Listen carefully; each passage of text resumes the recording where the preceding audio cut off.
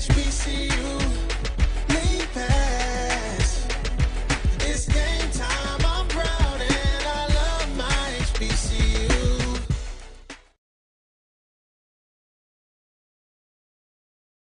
Let's get back to getting ticks instead of watching flicks. Before we can safely get out there, we need the facts on COVID-19 vaccines. Visit getvaccineanswers.org so you can make an informed decision for yourself and for your crew. Nope. Nope. Come on, him? Ooh, I like him.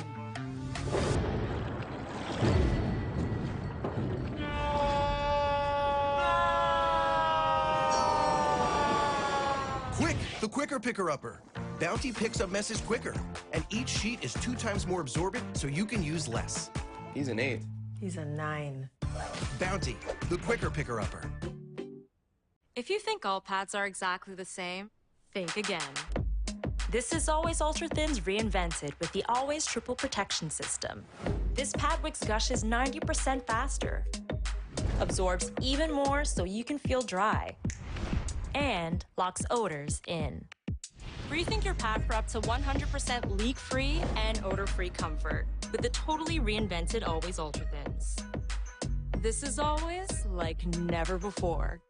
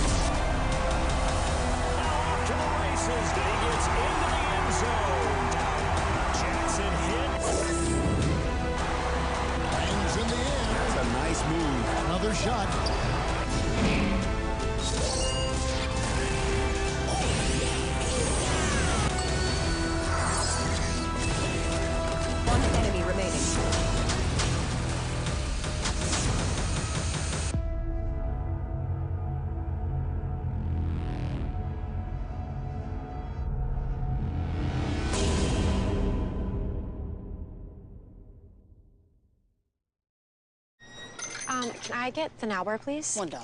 Have a good one. Got it. Hey, what's going on? Hey. Let me get a now bar. Sure.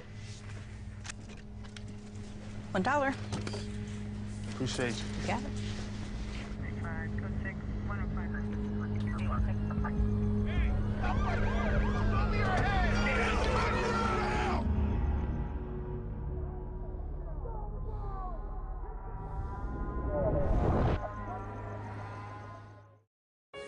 One bite of 100% Angus beef ballpark frank, and you'll say,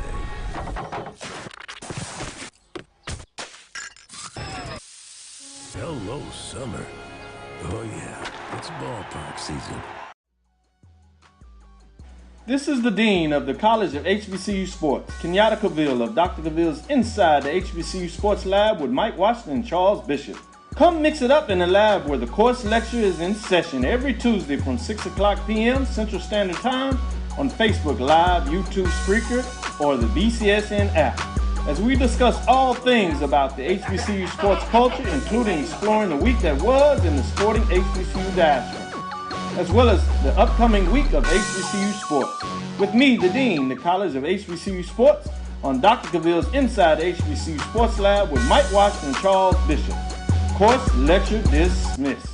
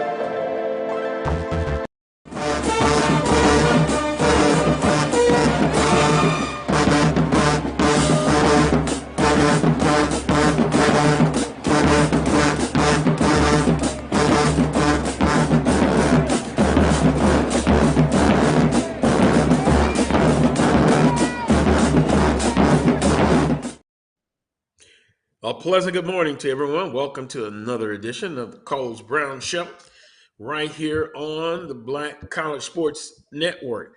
Today's guest menu simply looks like this. Charles Edmond will join us here on today's show.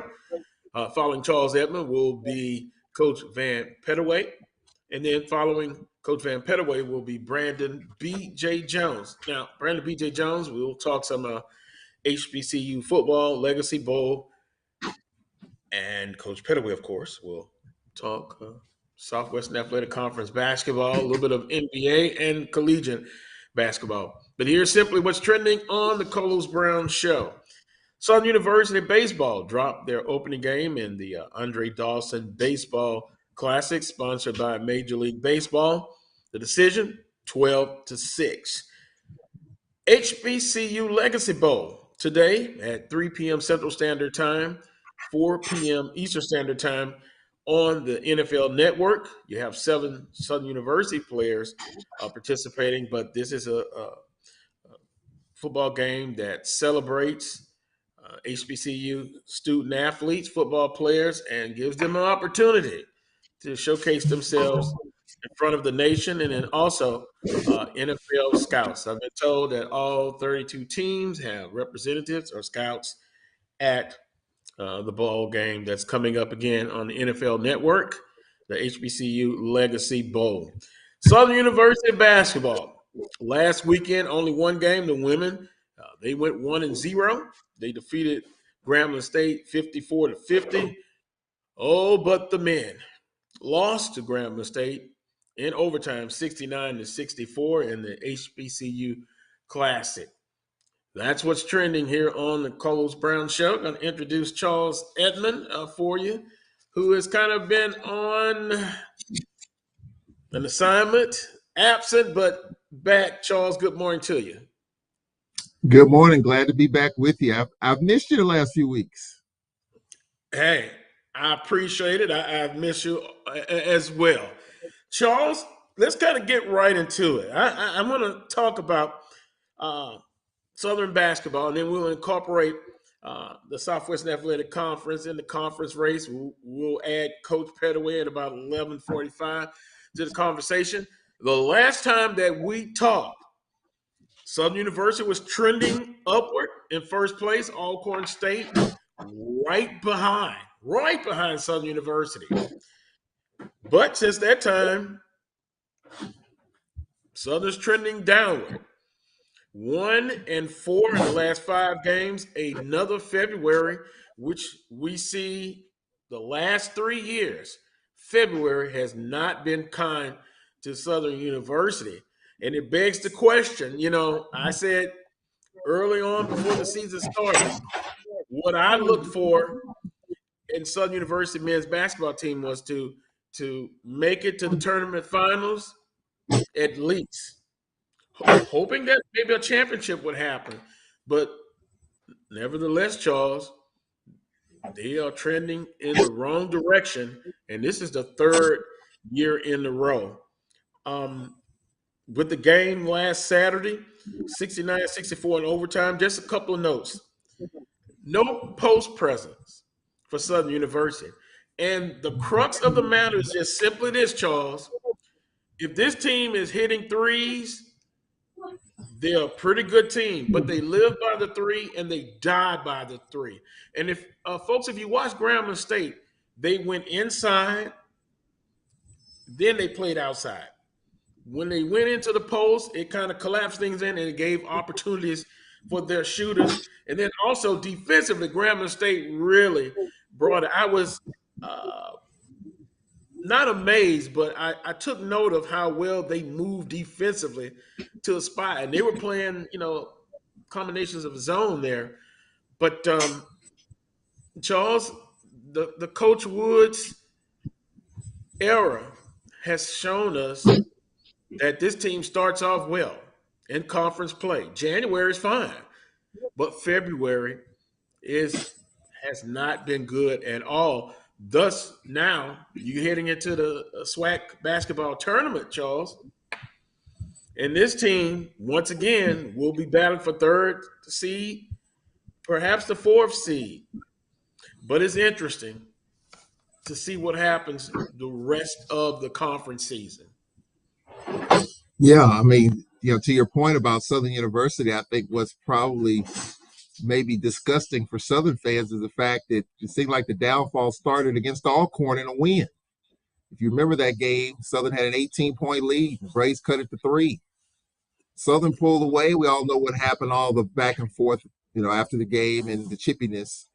Then the next game they played Jackson State and had a 25-point lead, and Jackson cut into that, even though Southern won that game. Then they go to Alabama and stumble. They get blown out by Texas Southern.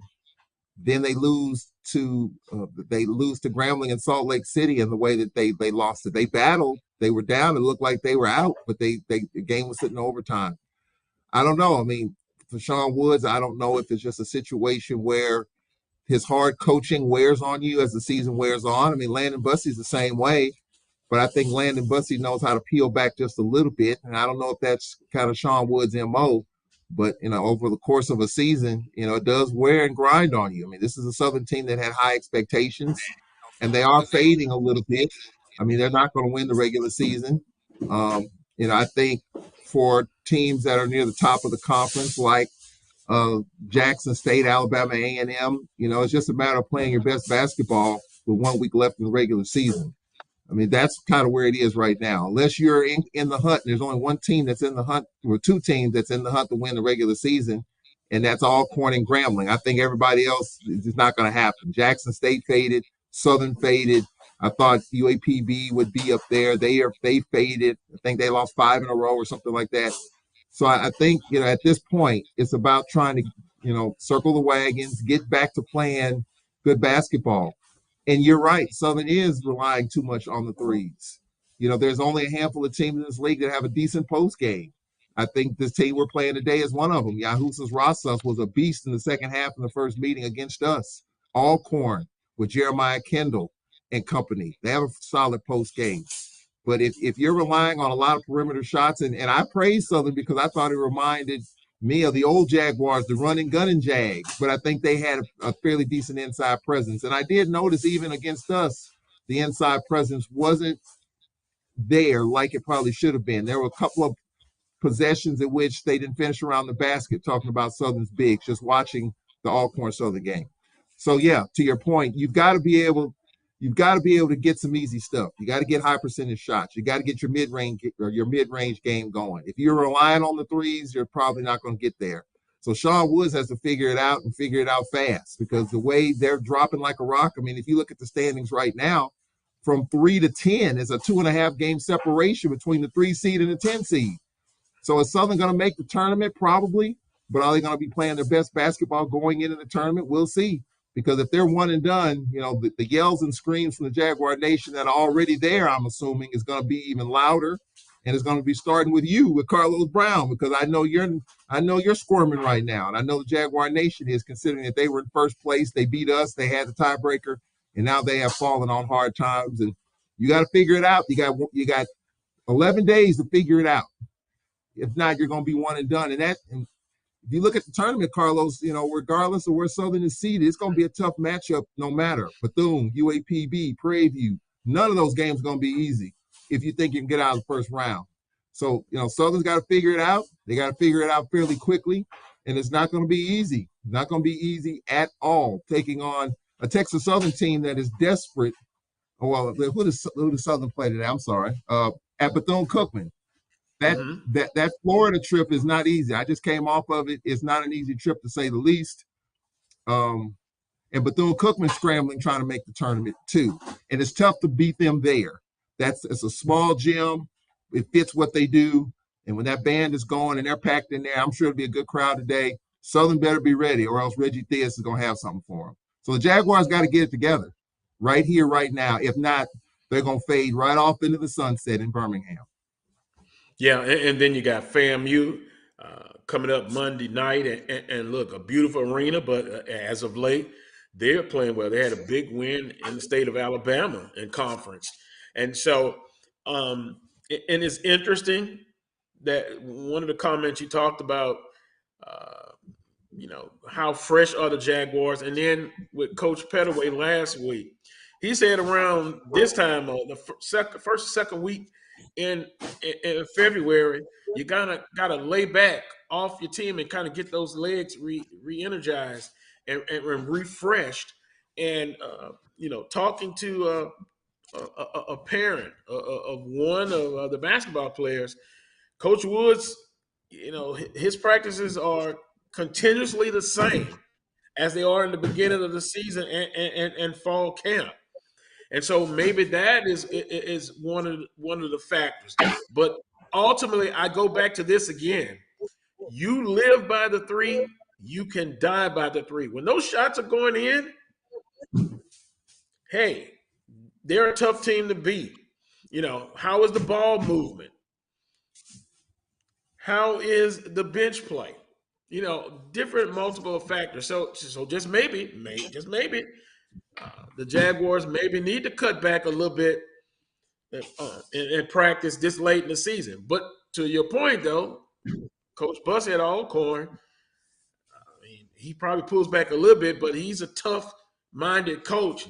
So usually the team takes on the characteristics of the coach or coaches, including the staff. So it's very interesting. It's very intriguing. But, what you look at the last 3 years, and specifically the last 2 years in February, the Jaguars, they go up against the wall. They hit the wall. So I think it's multiple factors in this situation. And this Saturday, Monday game, you're hoping that the Jaguars, what you talk about, getting a split on the road. In Southern's case, if they could get both games, that could help in going toward the tournament. Charles, you look at the last 10 games, or you look at the end of the season, how well a team is playing going into the tournament, then you wipe the slate clean. But I still stick by my statement.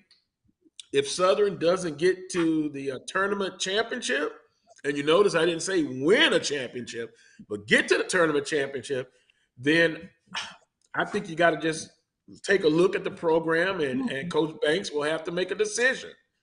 Continue on, or do you look, in the famous way, move in another direction? You remember that? Former Southern Chancellor said that when he recommended that Floyd Kerr, you no longer needed to serve at Southern University. But we'll see. We'll see what happens the rest of the way.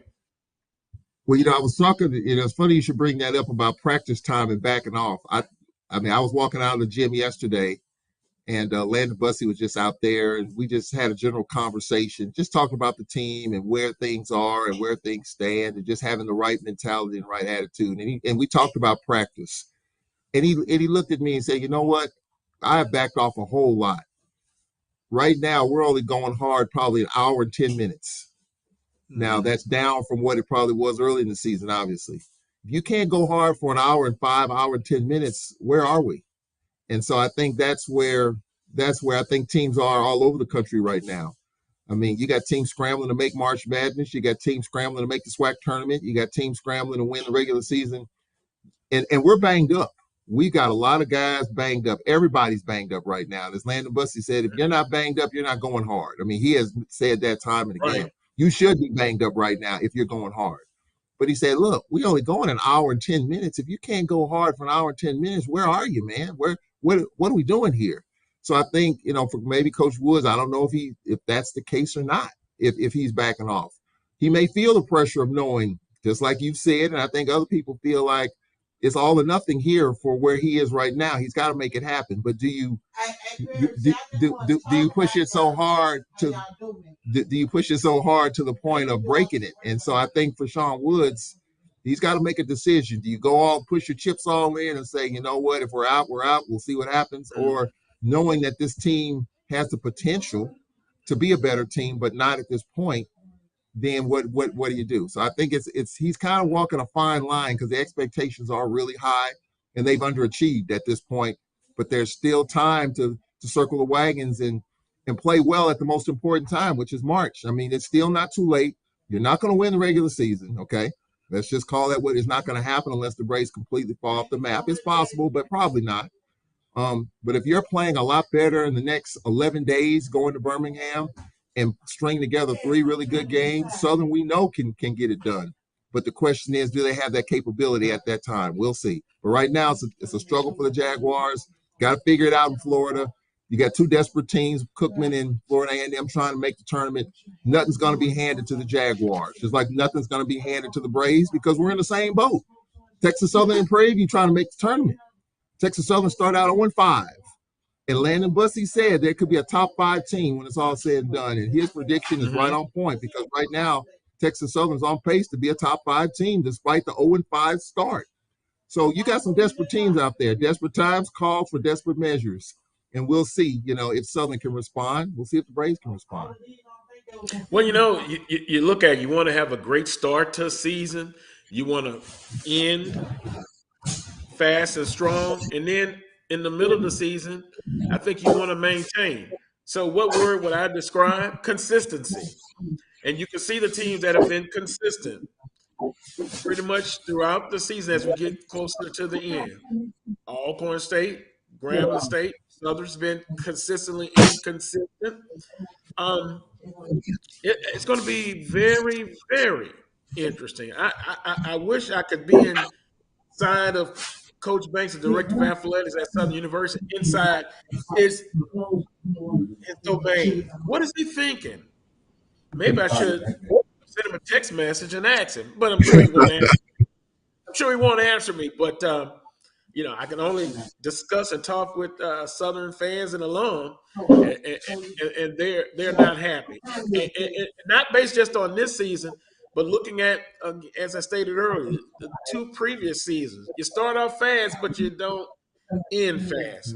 So we shall see. Let's switch gears a little bit. Andre Dawson Classic. Going on in New Orleans, Louisiana, FAMU defeated Southern University 12-6, 12 runs on 15 hits and 2 errors for FAMU. Southern University 6 runs on 8 hits and 1 error. Right now, as of now, relief pitching seems to be not very good for Southern University. That's something they're going to have to work on. Elsewhere in the Andre Dawson Classic, it was Alabama State over Grambling State 10-4. Alabama A&M over Prairie View A&M 13-1. I'm kind of surprised by that. Should I be, Charles? Alabama A&M, hey, vastly improved, albeit early in the season. Jackson State bounces back and defeats UNO 3-0. They lost their home opener to a very outstanding Southeastern Louisiana baseball team, 19-0. Today's action, all games being played at different sites in New Orleans. It'll be Grambling State at 11 a.m. against Alabama A&M, which has started already. 2 p.m., FAMU versus UNO. At 3 p.m., Jackson State and Prairie View A&M. And then 7 p.m., Southern University and Alabama State. It's going to be interesting to see if Southern University can bounce back. And to that FAMU and Southern game, FAMU jumped out to an early lead. Southern University comes back and tie it. And then when they go to the bullpen, both teams, the runs start coming across the plate, home runs, and Southern University drops a 12-6 decision. And then in softball play, FAMU defeats Southern 2-1. So the orange and green had their way with the Columbia blue and gold yesterday. Yeah, it's kind of tough sledding if you're a Jaguar fan right now. Basketball team is struggling, and you're talking about baseball. I can't say anything because I just found out about 30 minutes ago that our team lost to Roosevelt College yesterday. Roosevelt College, NAI. Yeah, Roosevelt College, NAI school out of Chicago. A lot of times you see these teams in the Midwest and North come down south because of the weather. I understand Roosevelt really took it to us. They had their hidden shoes on, and they didn't let up and was talking smack about it. So we got to get it together. You talk about Alabama A&M. We played A&M last last weekend, and that's a team that's going to be reckoned with. They're a team that talks. They're a team that's prideful, and they got a young head coach who can really is really a reflection of that team. They're feisty, they're tough, very vocal and animated. I mean, it's still early in the season. I mean, clearly right now pitching is a struggle for a lot of our teams, as you talked about. But once you get into conference play here in a few weeks, you're gonna narrow that thing down because you're not gonna have as many arms, even though you would like to. But what quality do you have? You always talk about quality and quantity. So, but the good thing is, I like the baseball that we're playing in terms of, the Urban Invitational in New Orleans, the Cactus Jack thing down in Houston. I like that. I think that's good baseball for fans to participate in. And you get a kind of a good sense because of the rivalry games. You get a chance to see kind of what you got a little bit instead of, just these one-sided deals. Jackson had a tough day with Southeastern. I mean, Southeastern's pretty decent in baseball. And I don't know if Omar Johnson didn't really start the home opener out like that. But I think we got a lot of work to do in baseball, still early yet. And I think over the next 30 days or so, once we get into March and then into April when the weather warms up, conference play heats up, I think you'll see a lot better baseball. But right now, it's kind of like SWAC basketball in non-conference. You see a lot of these things. Pitching is not there. You see a lot of these high-scoring games. And so I think we'll eventually settle into some more respectable scores.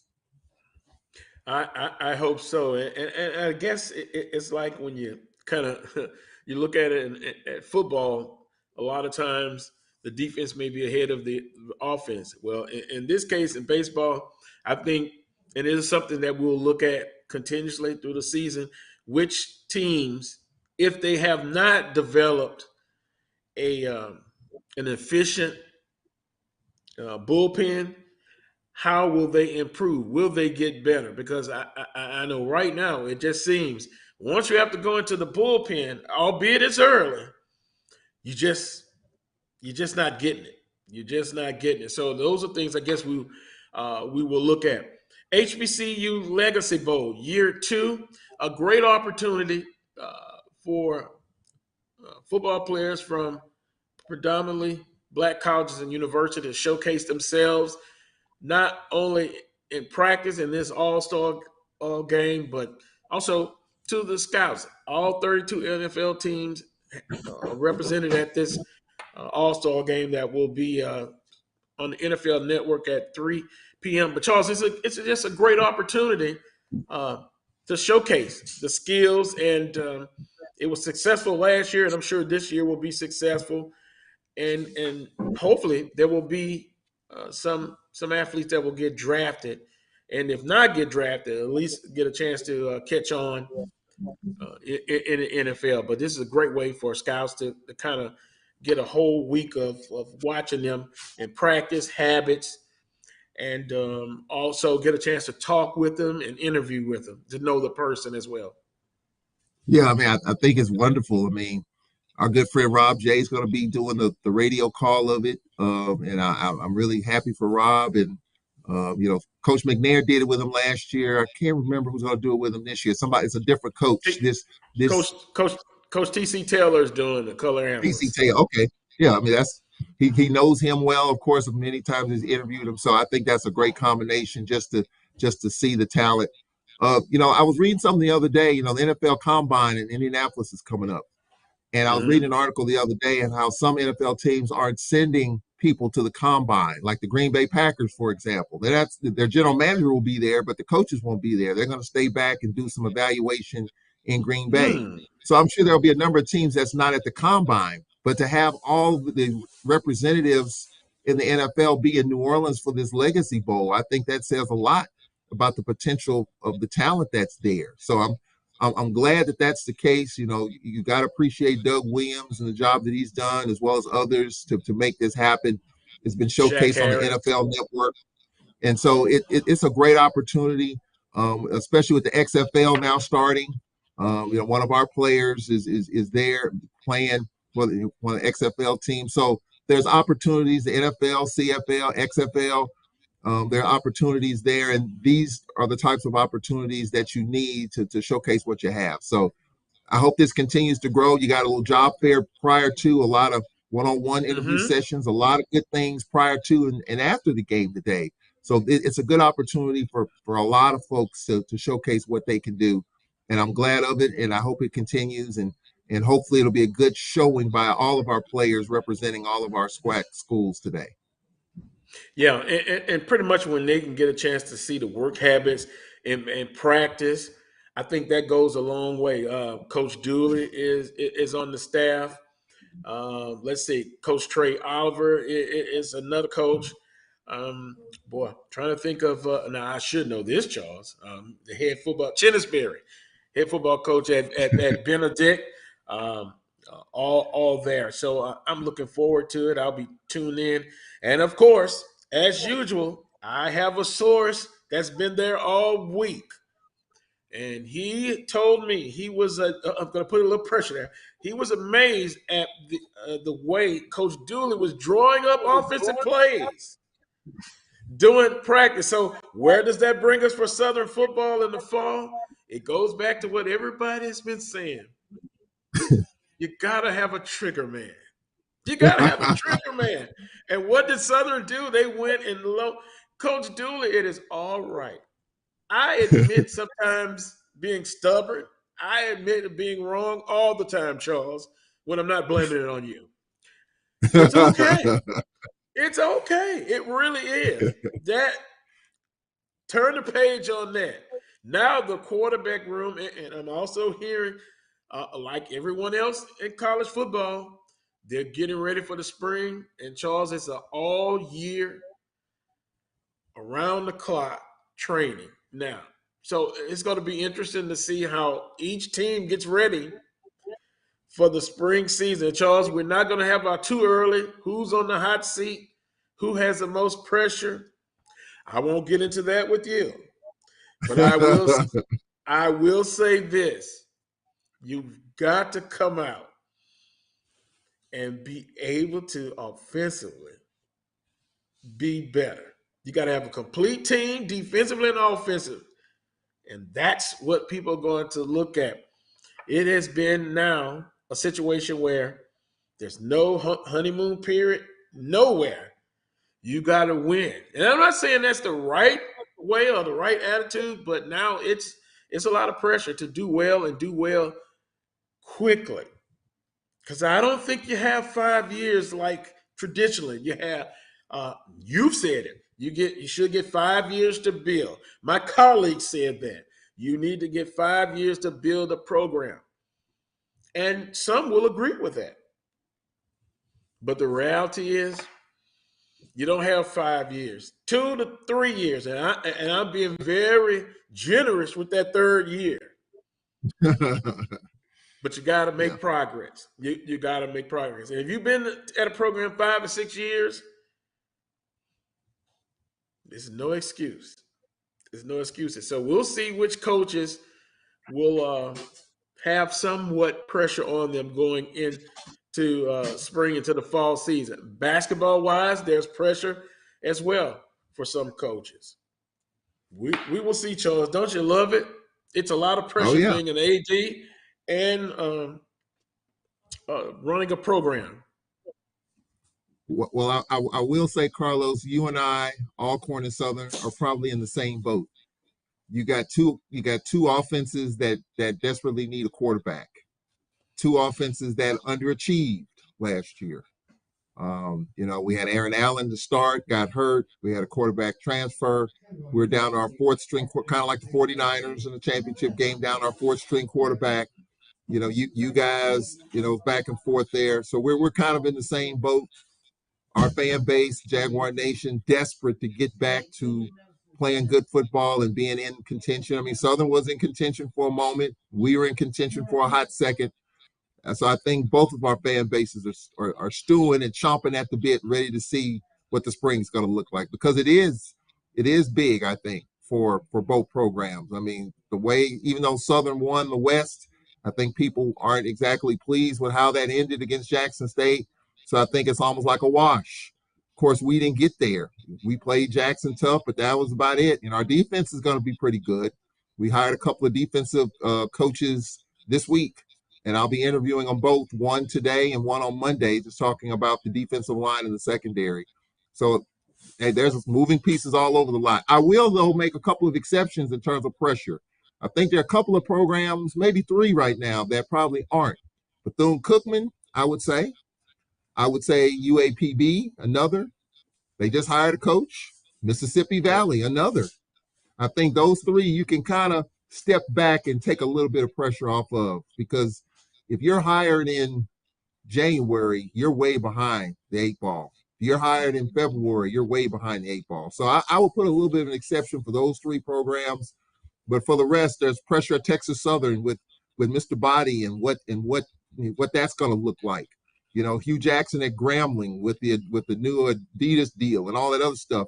There's pressure there. So there are some exceptions, but for the most part, yes, teams have to do better. Teams have to play better. Teams have to win at a higher level in most cases than what we saw in 2022.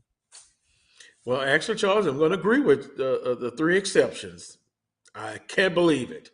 I was looking to see if there was somewhere where I can disagree, but I can't. And even TC Taylor coming behind Coach Sanders, but at least being on the staff, it's going to be interesting to see.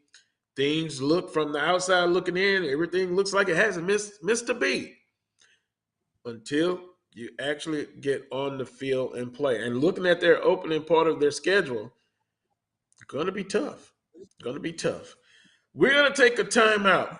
And when we come back, it'll be more of the Coles Brown Show right here on the Black College Sports Network. Very shortly, we will add Coach Pettaway to the conversation. And Charles, one topic that we're going to talk about with Coach Pettaway and kind of put this on your mind is the term load management. And they've been talking about that in the NBA. Specifically, a lot of stars / players, not playing a lot, missing games. And quite simply, when you look in the 80s and the 90s, players played, I think, a lot more games. And I think they were more mentally and physically tough or tougher than the present generation. But we'll see. We'll break that down. And Coach Pettaway will give his thoughts on that. Load management. I personally think that the players now are not as tough physically and mentally, albeit, and it's debatable, they may be more talented or of equal talent. But we shall see. We will take a break. You're watching the Carlos Brown Show right here on the Black College Sports Network. For my people that don't get to see me, trying to remind you who you are, just like in Romans 3. See, we about to blow across the world just like the day is breezy. This motivation for the people, and this classic Bible teaching say, make this for my people that don't get to see me, trying to remind you who you are, just like in Romans 3. See, we about to blow across the world just like the day is breezy. This motivation for the people, and this classic Bible teaching, motivation.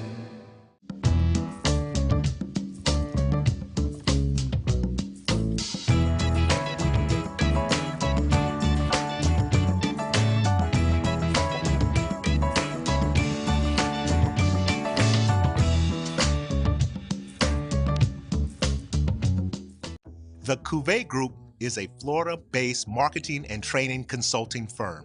We help businesses communicate to their target audience and engage them in conversation. We also help to expand their audiences, which will ultimately result in growth for those organizations. In addition to being a certified constant contact specialist, my colleagues and I are also certified in John Maxwell Leadership Principles. We use these proven principles to conduct workshops, training, and private coaching sessions for individuals and companies looking to take things to the next level. Contact us to schedule a free consultation. Issues today, don't delay, call Cuvée.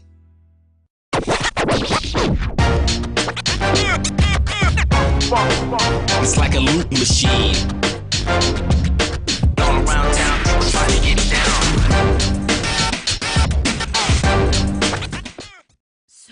Shop Velvet Online Women's Boutique to spice up your closet with trendy, unique looks. We have fashionable and chic looks at very affordable prices. Velvet Boutique offers free shipping all year long on all orders. Shop online at www.melvetboutique.com. That's www.melvetboutique.com. Like us on Facebook and follow us on Instagram. Shop Velvet Online Women's Boutique.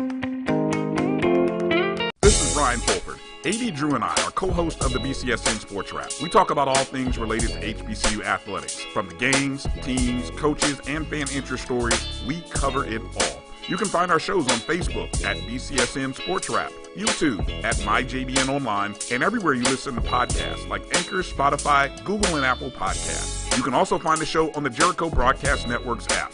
Make sure to download. We look forward to you joining the conversation and being a part of the show. Time to call a credit repair company to fix my credit. Hold the phone, man. You can do it yourself with Credit Versio. That's way too hard. Call the credit repair company. Most credit repair companies only work on 1 or 2 accounts at a time, making it slow and expensive. You won't figure that out for months. Ignore him. Credit Versio's brilliant software scans all 3 credit bureaus, finds the accounts that are hurting your score, and guides you through the entire process. Anyone can do it. Let's fast forward and see the results. Wow, I fixed my own credit and saved hundreds. You can do this. Visit creditversio.com. I'm returning to Clinton Paris, and Tampa's my community. I grew up here, went to school here, and my wife and I make our home here. What makes Tampa special are its people. So when I represent someone injured in my community, it's personal. Call my office and speak to a real lawyer and not some referral service. I will fight the insurance companies to get the settlement that you deserve. At the law office of Clinton Paris, we take the pain out of being hurt. Maureen is saving big holiday shopping at Amazon, so now she's free to become Maureen the Merrier. Food is her love language, and she really loves her grandson. Like, really loves. It's never too early to plant the seed, to share the tradition, and instill a sense of pride in your HBCU with your little ones. HBCU Pride and Joy Children's Boutique helps you share your school spirit with a wide selection of adorable kids apparel and accessories officially licensed from your favorite HBCU. Visit hbcupridejoy.com and follow us on all social media at HBCU Pride Joy on Facebook and Twitter.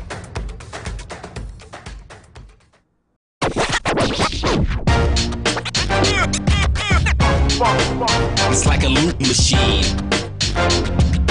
All around town, people trying to get down.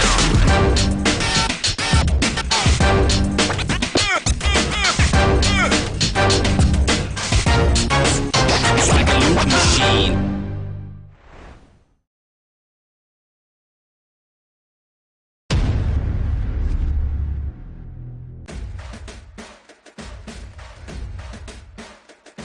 HBCU League Pass.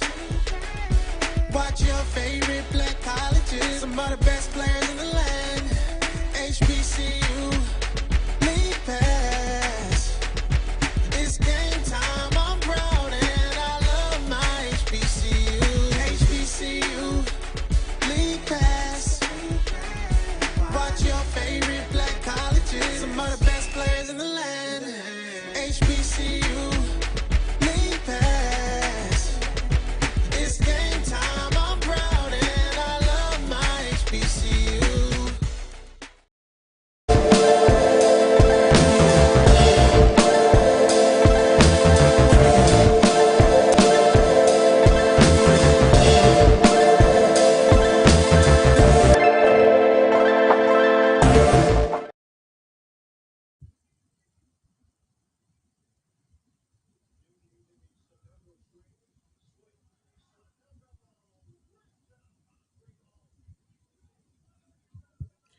Welcome back to this week's edition of the Carlos Brown Show right here on the Black College Sports Network. Of course, I'm Carlos Brown, and we're going to add to the conversation Coach Vann Pettaway, former men's basketball coach at Alabama A&M and the Carlos Brown Show's basketball analyst, and Charles Edmond returns back with us as we get ready to discuss some more Southwestern Athletic Conference basketball.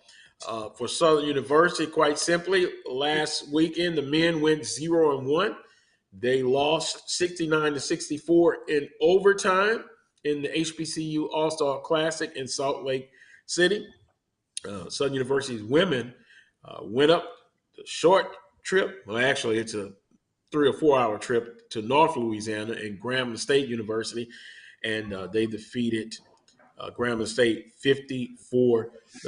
Leading the way for Southern basketball, Raven White, 15 points and 4 boards, and Aaliyah Fontenot, 12 points, 4 boards. The Lady Jaguars shot 46% from the field, 3-point behind the arc and the free throw, each 44%. For the men's basketball team, and I'll get the panelists to kind of discuss that ball game again, 69-64 in overtime.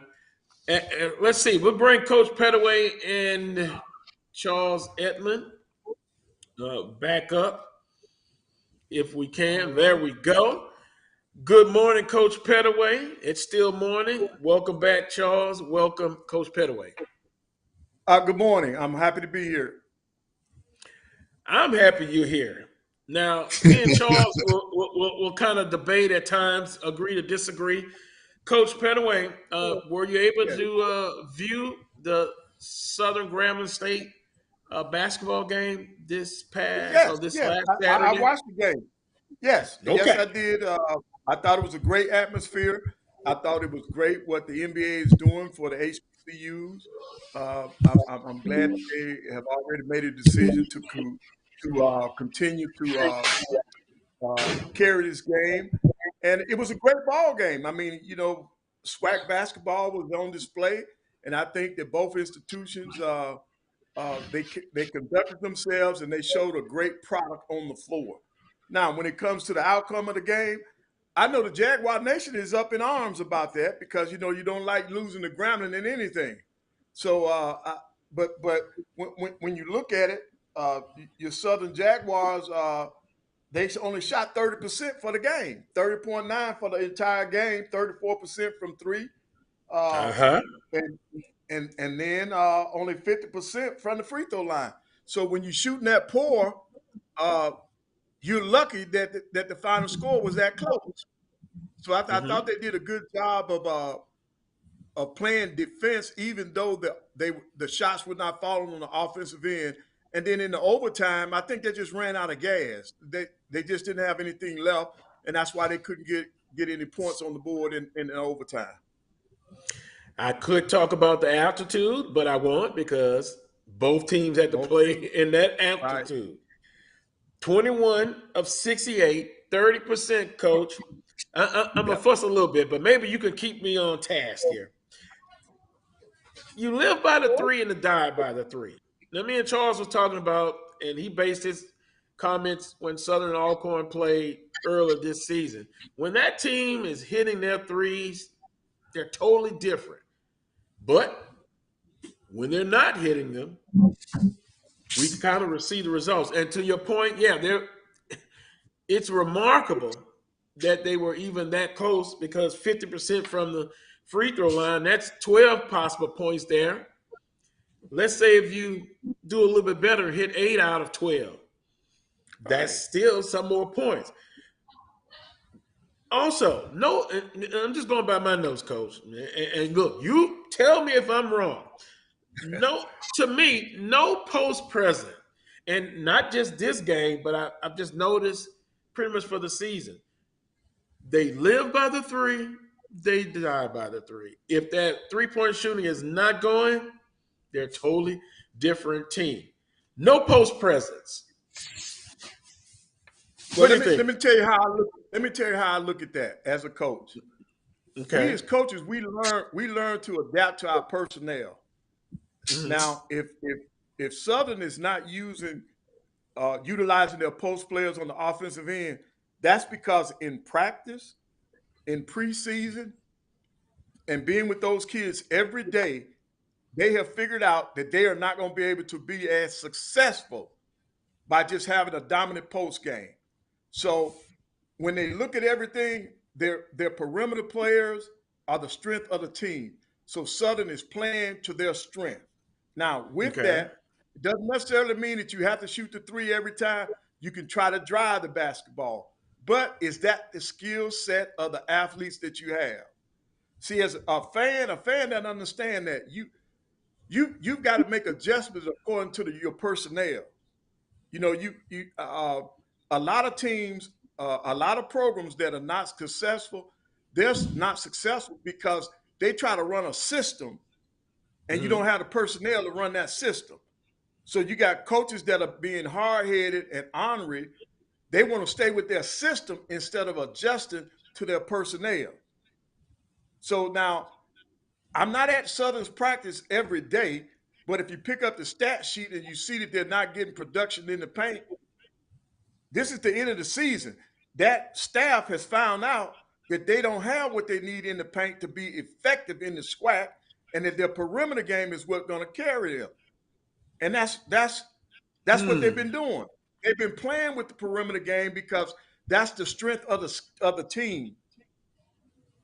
Now that's how I see it. Because every coach wants to win, and you're going to win with your best personnel. I like up-tempo. I like to shoot the jump shot. But if I find out that my team can't shoot jump shots, I'm going to find a post game. Or I'm going to have a combination of both that will help me to try to be successful. Now, they drove the basketball. They missed what we call bunnies now. They missed a lot of bunnies now down the stretch. So the shots were there. They were just not falling. And when you go look at the entire season, they have not had a dominant post game because the coaching staff feels like that is not in their best interest. That's the way I see it as a coach. Oh, that's why you're on this show. You are a coach. And Charles, it doesn't necessarily mean that I'm right. That's my opinion now. Right. That's the way I see it. And that's the way I see it as Vann Pettaway, the coach. Because if I picked up that scouting report, if I did a scouting report on Southern, I know in order to beat them, I gotta slow those guards down. I gotta slow those guards down in order to have a shot at beating Southern. I gotta keep Southern out of transition because they like to push the basketball. I need to force Southern into turnovers. So I got to pick parts of their offense that we are going to attack as a team to make them turn the ball over or put them in bad situations. Their top scorers are not going to hurt us. I want the number 4, number 5, number 6 scorer. I want them to carry the team that night. That's just me and a scouting report that I would come up against with Southern. And I think Grambling State had the same game plan because I said early in the show, Charles, you remember when I said Grambling State defensively played outstanding. And I was impressed by the way they moved their feet. I mean, Southern, they couldn't do anything but, to me, shoot from the perimeter. And they were not successful. And I know, like in the NBA, we hear the pundits say, well, you've got to work inside out, but your explanation makes sense, Coach. That's what I was going to say. You look at this Southern basketball team, I stated that they had no post presence. You stated that the coaches basically know that, and the strength of their play is the guards. So with that being said, Charles, again, when those shots are not falling, if they're missing those little shots in the little 3-foot square close to the basket, and you go up against a team that defensively is pretty good, and Coach Pettaway just gave the scouting report, makes sense to me. Well, to me, you have 3 levels. You have a post game, you have a perimeter game, you also have a mid-range game. Right. And you've got to figure out as a coach. Hadn't seen the mid-range. Yeah. Hadn't seen the post. Yeah, I only see the perimeter, but right. And so at this point, Coach, I think with a couple of weeks, well, with 1 week left in the regular season, the tournament starts in 11 days. At this point, as a coach, you're struggling right now. You've hit the wall. You're not going to win the regular season. High expectations. It's been a disappointment to say the least, unless you win the tournament, or as Carlos predicts, maybe get to the championship game. If you're Sean Woods, what do? Do you tinker? Do you tweak? Do you overhaul? I mean, at this point, you got 1 week left in the regular season. How do you circle the wagons and get it as a coach? Your team is struggling right now. You're pushing them hard. And I mentioned this before we came on. Landon Bussey talked about it to me yesterday. He said, you're talking about mentality of your team. He said, I'm only expecting an hour and 10 minutes out of them at this point. I'm not even practicing nearly as hard as I was 2 months ago. If they can't give me an hour and 10 minutes, what are we doing? So I don't know if it's the players not giving it. I don't know if it's Coach Woods pushing it too hard. I don't know where that is. But at this point, as a coach, a week left in the regular season, your goal of winning the regular season, that's out. Most likely you're going to make the tournament unless you just fall completely off the wagon. What do you do to try to get the team back? Because at this point, you're struggling and you're trying to still figure things out. Right. Well, one of the goals coming into the season as a coach, I would say I want to win my conference championship. I want to win the tournament. Well, fellas, at this point, it looks like we're not going to win that first one. We're not going to win that conference championship.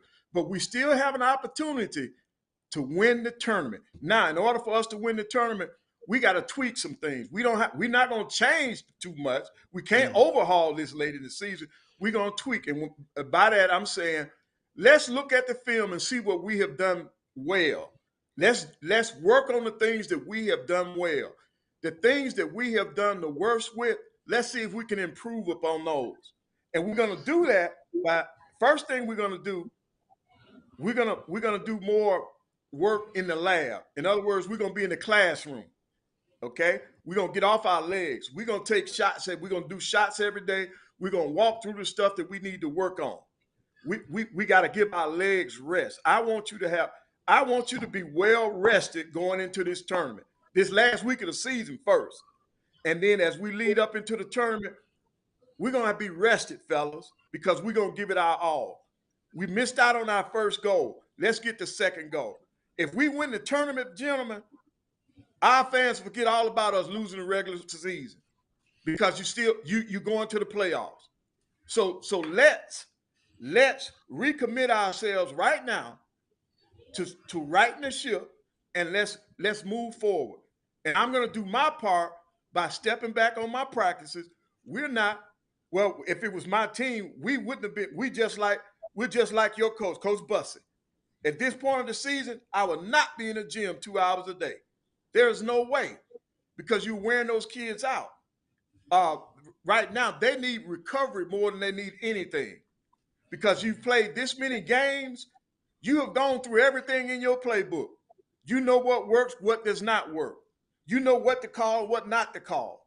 You've seen every team. Well, some of them we're getting ready to see them for the second time. But at the end of the day, when at the end of the week, we would have seen every team that's on our schedule. Now let's go back and figure out the seeding. Who do we have first? What did we do against this team? What worked well against this team? Those are the kind of things that I will be discussing with my ball club right now. I wouldn't lose. This team would not be lost for the year. Southern's team is too talented. They got the pieces.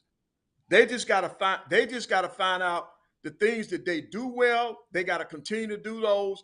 The things that they struggle at the most, they got to improve on some of that, especially on the defensive end. But offensively, they got to go to the people that have been carrying them the entire year and hope that some of the other guys will step up. Next man up. If a guy's in foul trouble, if a guy gets hurt, next man has to be ready to go. And that's the mentality we got to have going down the stretch.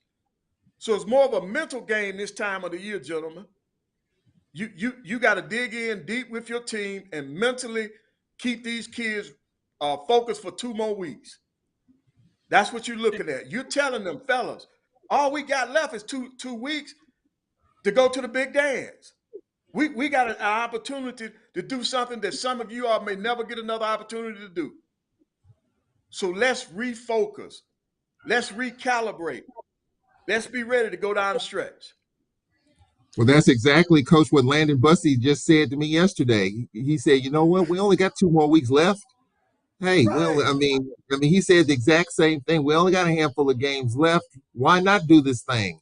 I mean, and so when you look at the Braves, they played the most complete game last Saturday against Jackson State. We've just been scraping by against the UAPBs, against the FAMUs and the Bethune-Cookmans and the Texas Southerns and the Prairie Views. But he also sent a message like, prior to Jackson State, what we have been doing and just getting by is not sustainable. It's not going to get you to where you want to be. At some point, the law of averages catches you, and you're going to lose one of those games that you pulled out of the ashes, and it's going to be at a time in which it's the worst time, which is in the SWAC tournament. And unless you win the regular season, your season is over. So he's very much aware of that. But yeah, I mean, you only got a handful of games left, and so at this point, it's just a matter of just fine-tuning some things for the Braves, for Southern University. As you mentioned, you can't overhaul it, but I think it maybe with Southern, Carlos, it may be more of a mental situation, the mentality. The Sean Woods need to back off. But as a coach, I'm sure there's that tough balance. Like, you're struggling, there's pressure.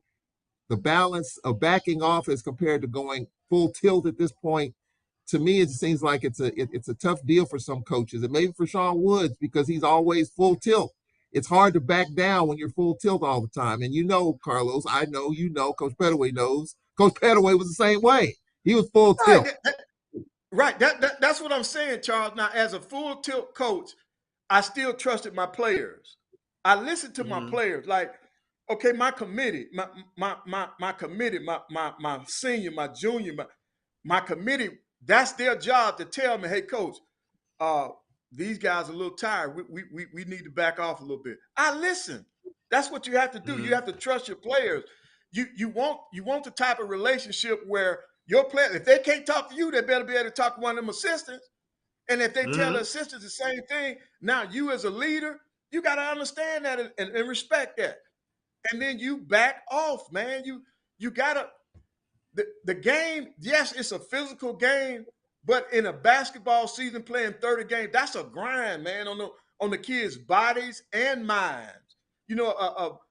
Coming up, we didn't focus on the mind game as much as we should have back in the day. It's more prevalent now because people are discussing it more. But mentally, these kids are drained, man. They don't want to lose at home and then have to walk around on campus and go to class, with their classmates, talking about them and stuff like that. It's a mental grind on these kids. And as coaches, we have to be aware of that, man, and we have to make sure that we make the adjustments. The coaches have to make the adjustment to make sure that the kids are mentally where they need to be, physically where they need to be. You cannot have them kids practicing 2.5 hours this late in the season. I don't give a doggone what team it is. That's not smart. That is not smart, man. You got to give the kids an opportunity to recover. And playing twice a week, playing on a Saturday and a Monday, there's not too much recovery time in between those games. So when Tuesday rolls around, you got to give those kids some time off. Not only that Tuesday, but the rest of the week during your practice schedule, you need to make those adjustments, man, to have that team to get the maximum effort from your team. The other part, Carlos, real quick about the schedule. The schedule changes now. This is the end of the Saturday, Monday after this week. You got Thursday, Saturday, and then you go to Birmingham. So now you got to make another adjustment in terms of what you got to do. I mean, Southern's coming back from Florida Tuesday. You come back and you play Thursday, Saturday. That's tough. We're playing at home, but then we go to Valley and Pine Bluff. That's tough. So now it changes again because now your normal schedule has just been altered. Thursday, Saturday.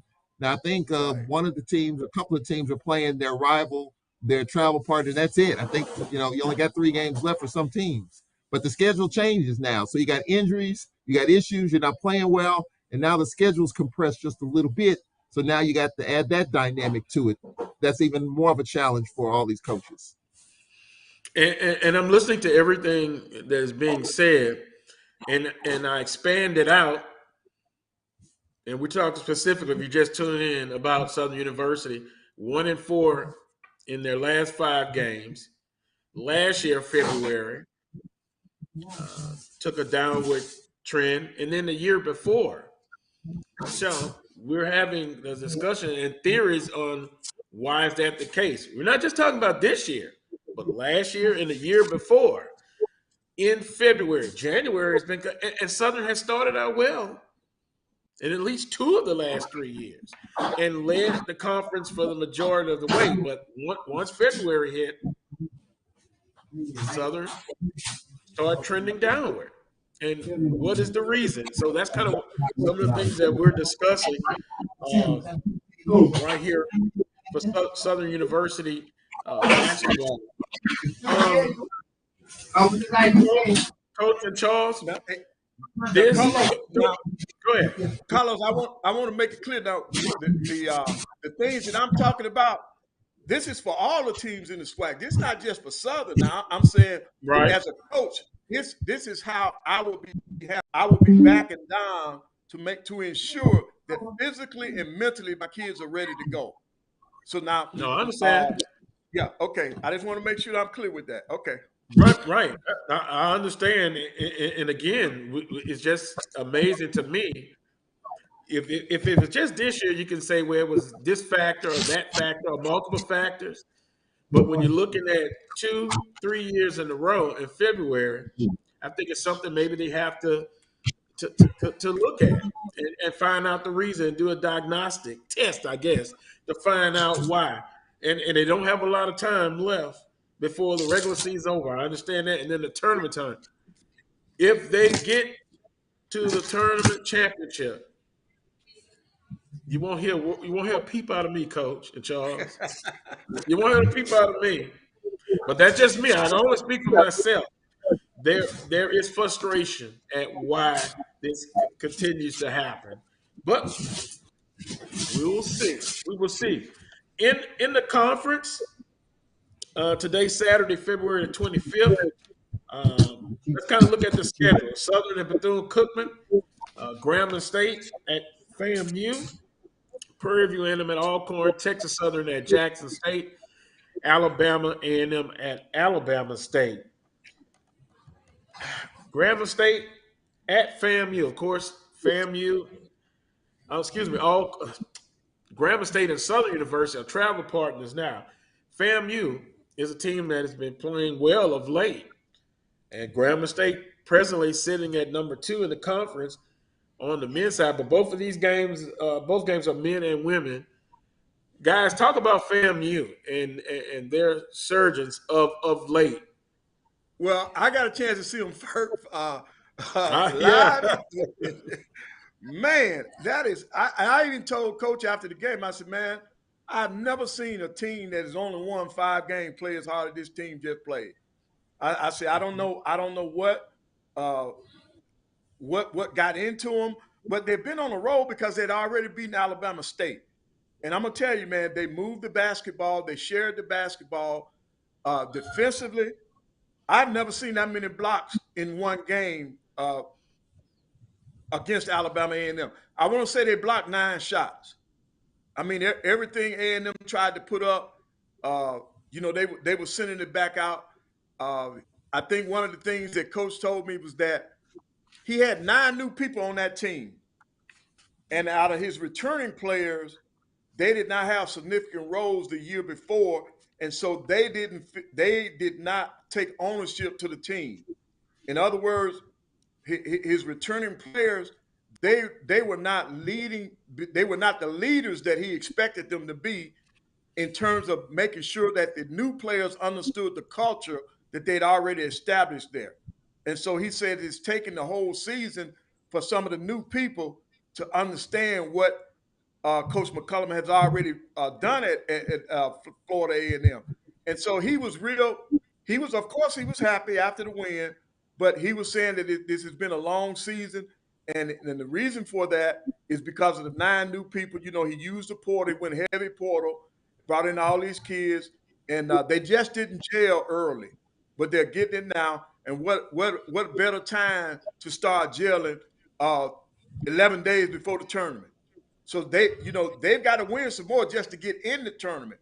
But what they can end up doing, man, they can make it real tough on these leaders now, because Grambling and Alcorn have both got to come through there, got to go through Florida. So they're making it tough on people. They started with the Alabama schools, and now they're going to be looking at Grambling and Alcorn. So it's going to be tough.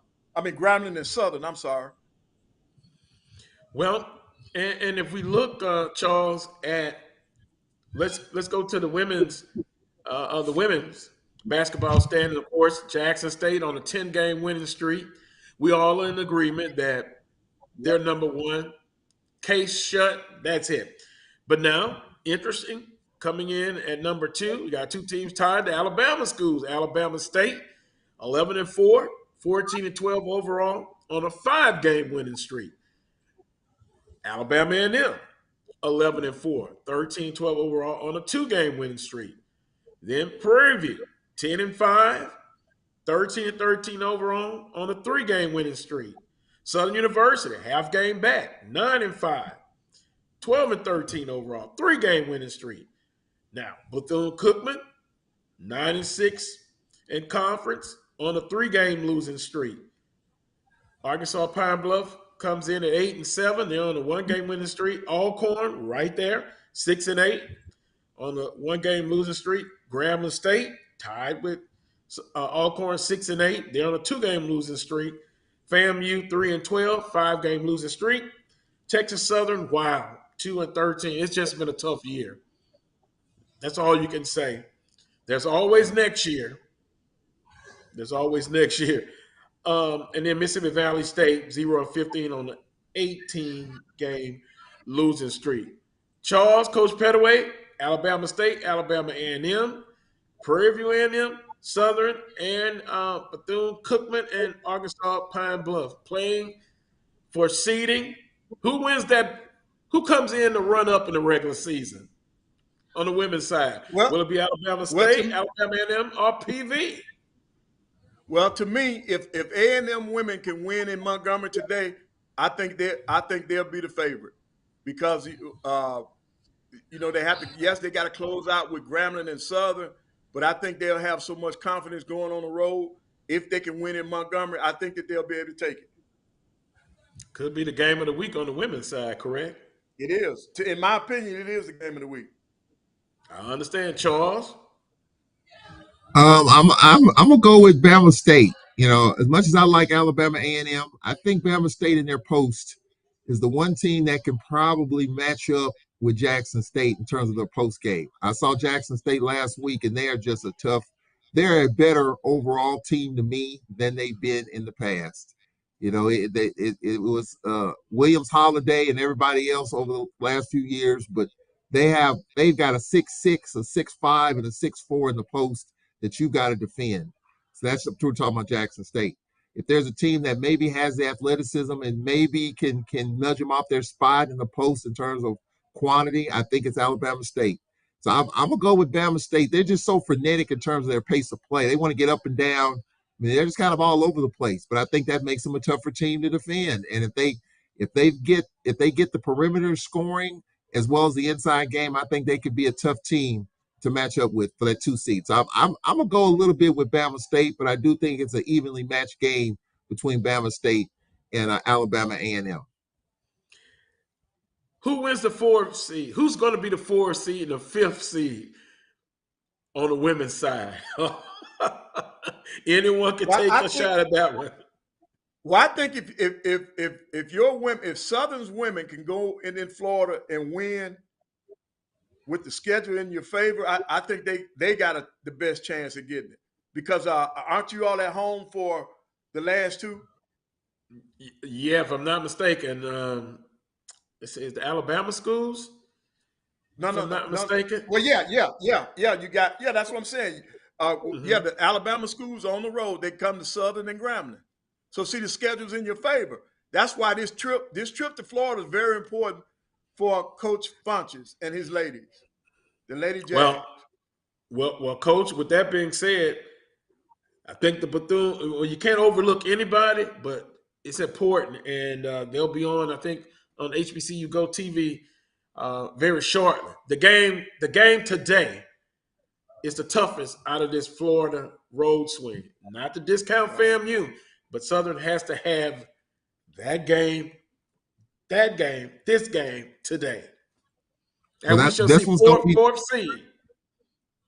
I'll say this: today's game against Bethune-Cookman is going to be tough. Gonna be You tough. got one of the best scorers. You got one of the best scorers in the league, and our coach Nate Kilburn said Chanel Wilson, who plays for Bethune-Cookman, could be playing at the next level. She's a volume scorer. If she gets hers, I don't know if Southern has enough offense to be able to. If Cookman scores in the 60s or more, they're going to win the game. Southern's going to have to bring either their defense or they're going to have to bring their shooting shoes on in order to win that game. And that's a tough place to play as well, as I can attest to, because I was there a couple of weeks ago. That's a tough place to play. And if they're on, and if they're scoring, they're flying around, Southern's defense is going to have to grind them to a halt and create turnovers, something that hurt us when we went to Baton Rouge. But that's going to be a tough game for Southern today. If they want to be in that middle part of the bracket, they're going to have to get one of the games. If you split on the road, you're okay, because I feel like Southern can get both teams at home. But this one's going to be tough. And I think even though FAMU, they're not going to make the tournament. They're 3-12 right now. They're 3.5 games out. They're not going to make it. But still, they're going to play hard. They're going to play hard. You can't take them lightly. So I think this is the one this is going to be the tough one of the Florida swing playing Cookman today. I would agree, and I got a chance to see Wilson. Very good, transferring in from Indiana. You know what? She's going to get hers. I would just make it as difficult as I could. And don't let anybody else, Coach Pettaway, come out and have a great day. Yeah, you're not going to stop her, but make it hard on her. But please, just don't let anybody else have an All-American game. But I agree with you, Charles. This one is a tougher of the two. On the men's side, Alcorn State on a 6-game winning streak, 12-2 in conference play. Grambling State, and albeit a sign of a good team, Alcorn, man, how many 3 2-point victories they've had lately, except for the Jackson State game. Tough. They take on the attributes. Play. Right. Where it's impactful, it's tight. And then Grambling State, 11-3 in conference on a 5-game winning streak. Now, it's debatable.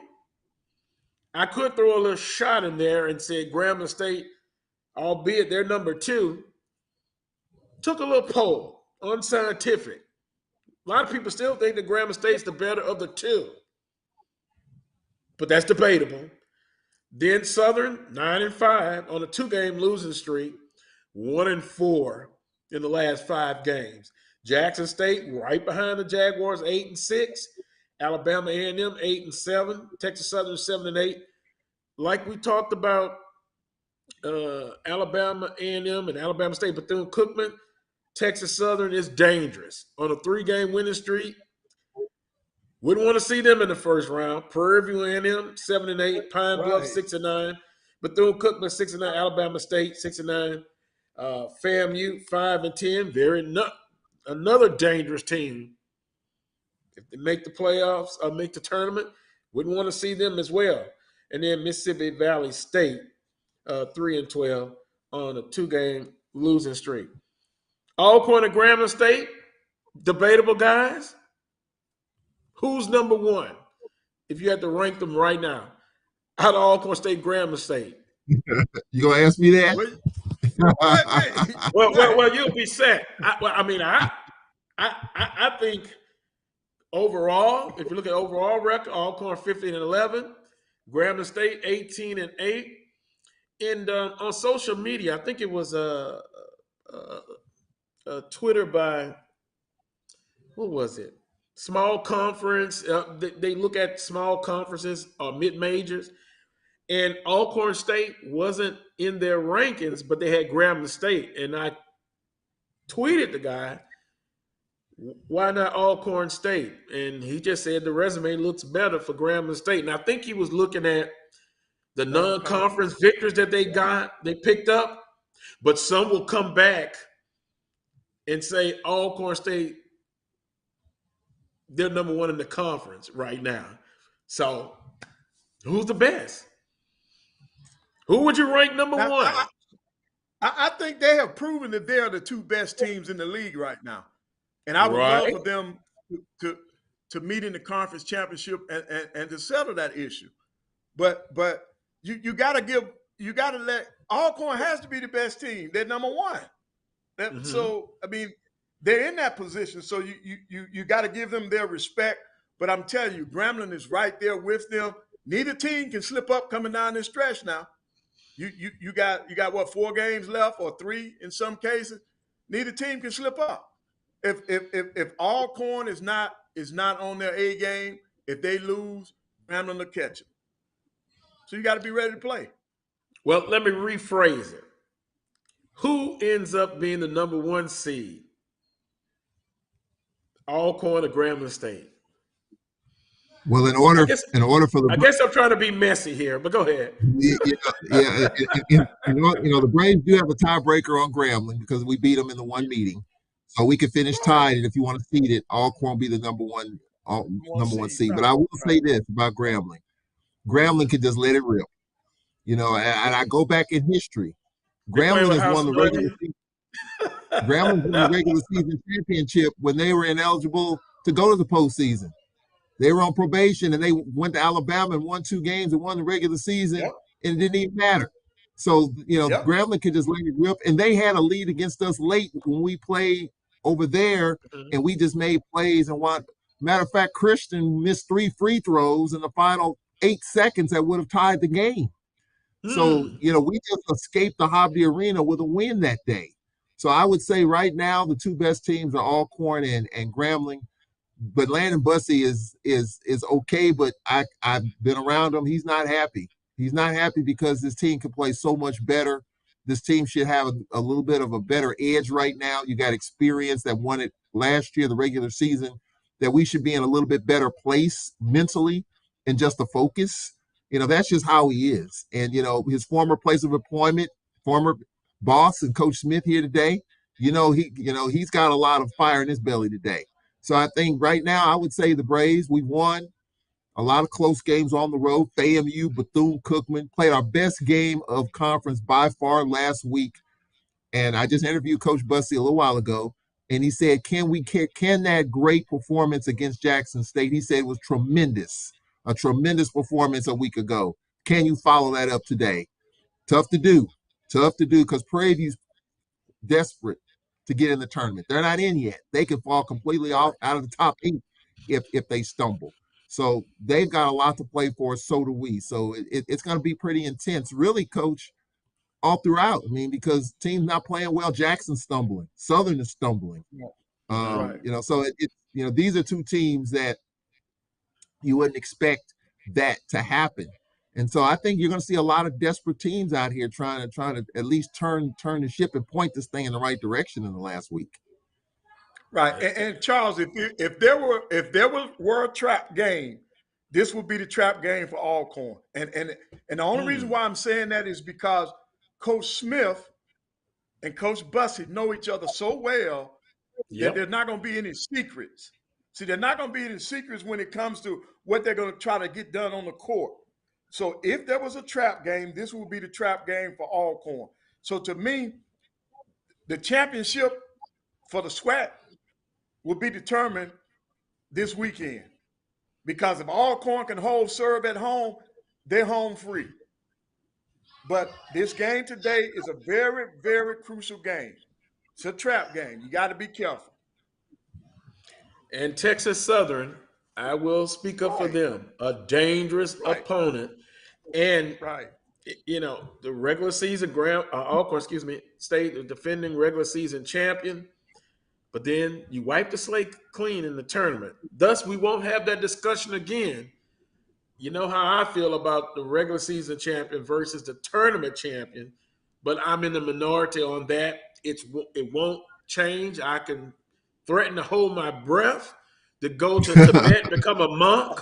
It's not going to happen. So, in other words, you got to live with it. So, the tournament champion versus the regular season champion. And next week, I may be prepared to give you the tournament champion. I may be prepared. I still like Grambling State. That's my hint. But Alcorn, I love what they're doing. And Coach Bussett. And Charles, you weren't there. Charles, why are you looking up like that? You know I can see it. Look, you weren't here last week, unfortunately. But we brought up, and well, I brought up, I'm going to say we, how long? I talked to some Alcorn Knights, and they love what's going on, but they're nervous. They're nervous because Coach Bussey, they feel like somebody's going to come and his days at Alcorn will be numbered. Now, you have a working relationship with him. You know him well. It could be easy for me to say from the outside looking in, he loves his situation, and that may be the case. But when someone else comes and offer, he's got to take a look at it. Will his days numbered at Alcorn? Let me rephrase it. Not numbered. How long can you expect him to be at Alcorn before someone comes and inquire about his services? I have not talked to him about that, and that's a point I am going to bring up later when the season's over. I have read on social media in terms of the hot and up and coming coaches. Landon Bussey's name is mentioned. I do know that there was a program that was looking hard at Landon Bussey that hired a coach and was very impressed with Landon Bussey.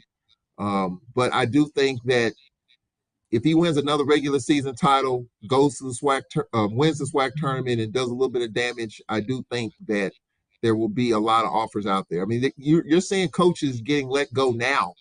Towards the end of the season, Ole Miss just let their coach go yesterday. I think Rick Pitino is going to be available. I think he'll probably not be there, but we're talking about a whole other matter. But Landon Bussey is a good coach, very passionate, fiery. You see it. You see the results on the court. He's turned it around fairly quickly. And so I think because of that, I think it'll get a lot of attention. If he gets what he's asking for, he can get the players here. And look, he told me the other day, we're not the most talented team in the league. He told me that the other day. He said we just play hard. Yes. Yeah. Yep. And in this conference, we don't talk about that too often. We talk about talented teams not getting there. But and he admits we don't have the most talented team. We just play our guts out. And that's helped us win the games in Florida. That's helped us get back in the game. Yeah. And so people love that. I think programs love it. I think fans love it. I think ADs love it. I think presidents love it. Just his passion. What you see on the sidelines is how his team plays. I mean, he was yelling out a yell after the Jackson State game. It would blow the roof off the Williams Activity Center. I mean, because that was a huge, huge win for the Braves, beating their arch rival, considering Jackson came here and came back from 4 down with 23 seconds left to win the game. So, Landon Bussey is a good coach, a good dude, but he's all business. He told me today, hey, it's nothing personal. It's all about business. And that's the way it is in life. And that's, we kind of talked about that quite a bit. So it's nothing personal with these guys. You don't know what's going to be in the starting lineup today. They just finished shoot around. If they weren't focused and ready, the starting lineup will change coming up here the next hour and a half or 3 hours, whatever the time tip-off is. So Landon Bussey is a good dude, a good coach. There's no doubt that he's going to get some looks. I think the university's committed to him. I think he signed an extension. He got a 1-year extension after last year winning the regular season. So he's locked in here for a period of time. The most you can get is a 4-year deal in the state of Mississippi as far as coaches. You can't get any more than a 4-year deal at a time. So they may, after this year's up, he wins the regular season, he wins the tournament, he might get another extension and be on a fresh 4-year deal. That's a Mississippi policy, by the way. You know, at other I hope schools it's it's not a different. 1-year extension, Charles. So Oh what? no. Yeah. The Come most on. you can get is a 4-year contract. That's the most you can get. Now, other schools give you 10-year, 8-year, 7, 6, whatever it is. And you and I have discussed that, Carlos. We've had conversations about that. Yes. Yeah. But Yes. I think Landon Buckley's happy with where we are. I've looked at some of the recruits that he has. There aren't many scholarships available. We're going to be locked in this roster for the most part. You got 3 seniors that will be honored today. He's already said that, you know, there's not many scholarships available because he's got some things already in the hopper. So we're going to be good for a while as long as he's the head coach. The question is, will he be here? I hope so. I think fans love him. They love his passion. But we know this is a business. Other opportunities come, and we'll see what happens. Yeah. And Charles, you talk about passion. He that passion, the same passion that Coach Whitney had for Alcorn and playing in there. That's what I see.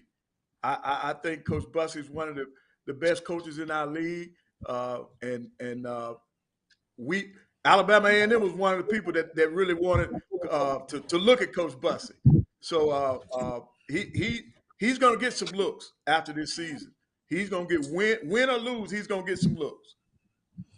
Yeah, I even had a dream like a week ago, but you know, I'm gonna stop right there. Sometimes you don't talk about your dreams. I don't want to get accused of tampering, but what I will do is now let's talk about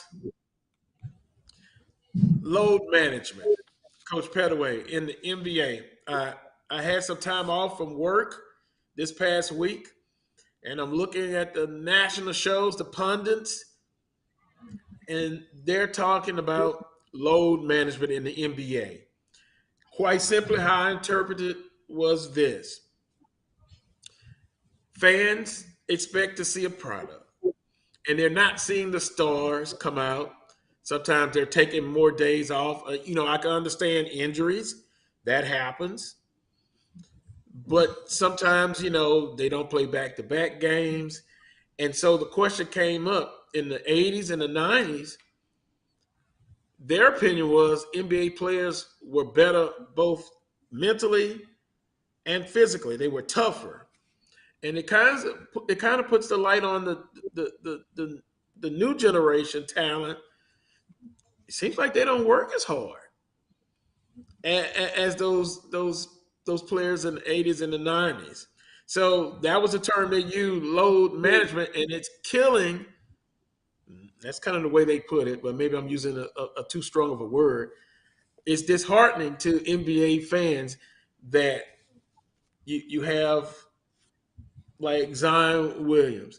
Not just this year, but he's had injury problems. He's a star. Everybody would agree with that.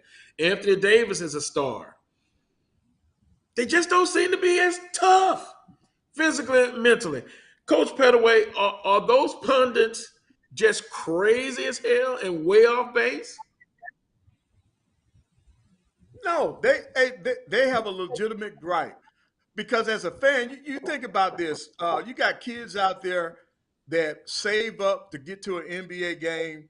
I'm going to just use Atlanta as an example, the city of Atlanta. I live in Atlanta, and I know that the Lakers are coming to town next month. So I've saved up my money to buy, $100, almost $200 ticket to come because I want to see LeBron. I want to see him before his career is over with. And when the Lakers get to Atlanta, LeBron decides that this is one of the games that he wants to sit out. Now, to me, I think fans should be compensated when they buy a ticket to see a star from an opposing team or the home team, and they're not there. I mean, not if it's an injury, that's one thing, but this load management thing, oh no, they should get a refund. They should be compensated for that. I'm in agreement. I don't like to see the NBA stars take so many days off. I mean, I think if you're gonna do it, do it for your home game, not at the away games. Your home crowd has more than one opportunity to see you. But when you go to a visiting city, that might be your only time in that city for that person that bought that ticket. So I think the NBA has a problem. They're gonna have to look at this. I think when they bring up the collective bargaining agreement again, I think that's gonna be part of it. Availability of players. Kyrie and his group of people, they have really thrown this thing, man. They've thrown a big wrench in this thing, man. But back in the day, they keep bringing up the 80s. Those guys didn't take games off. If they were not hurt, they showed up and they played every night. There was never such a thing as load management. That kind of stuff has come with these new generation of athletes. And you're seeing some of that in the colleges now. That's why these kids transfer so much. Because you don't have any small thing and it throws them off. They want to leave because they see any adversity. You can't have that. And now these same kids that are doing it in college, they're making it to the NBA, and now that's why you got what's called load management. We're taking time off so that a guy can rest, so we'll have him ready for the playoff. Well, if you rest too much during the regular season, you ain't gonna make the playoff. If you rest too much during the regular season, you're not gonna make the playoff. And I think it's bad business. That's a bad business model, man. These fans, the fans got to get together and start protesting.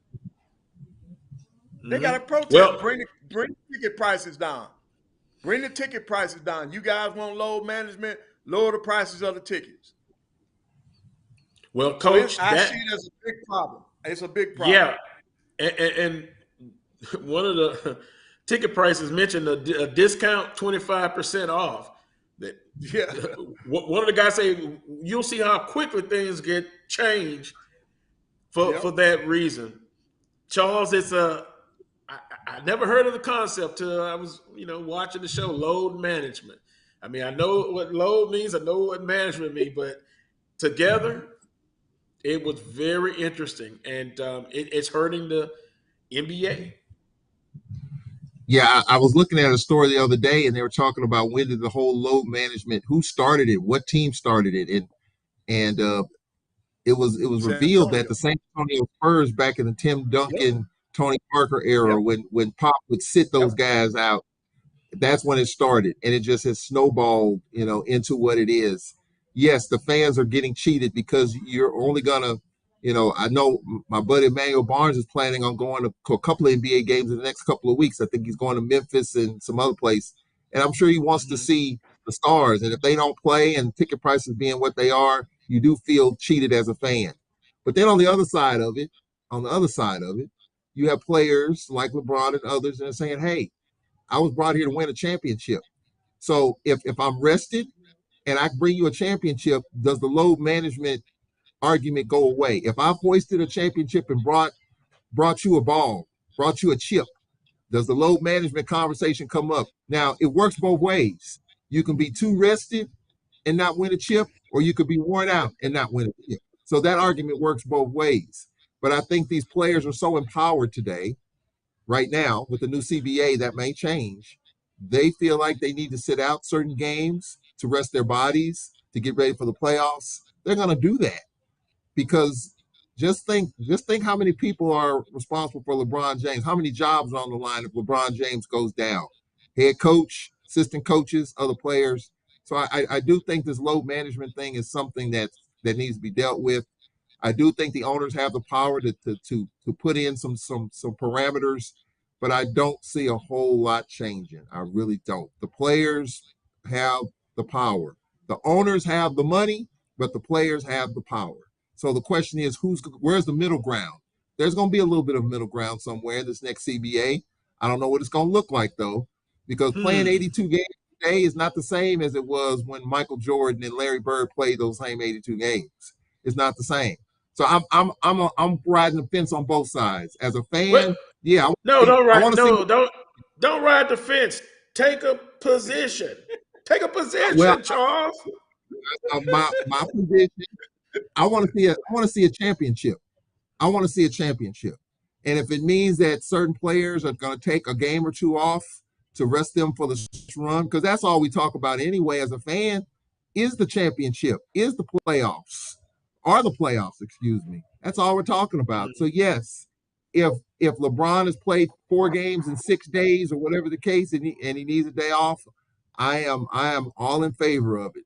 But right now, LeBron's not going to take any time off because the Lakers are struggling just to make the play-in. So I don't think LeBron's going to take much time off right now. But if I mean, even if you look at Golden State, they're struggling to make it.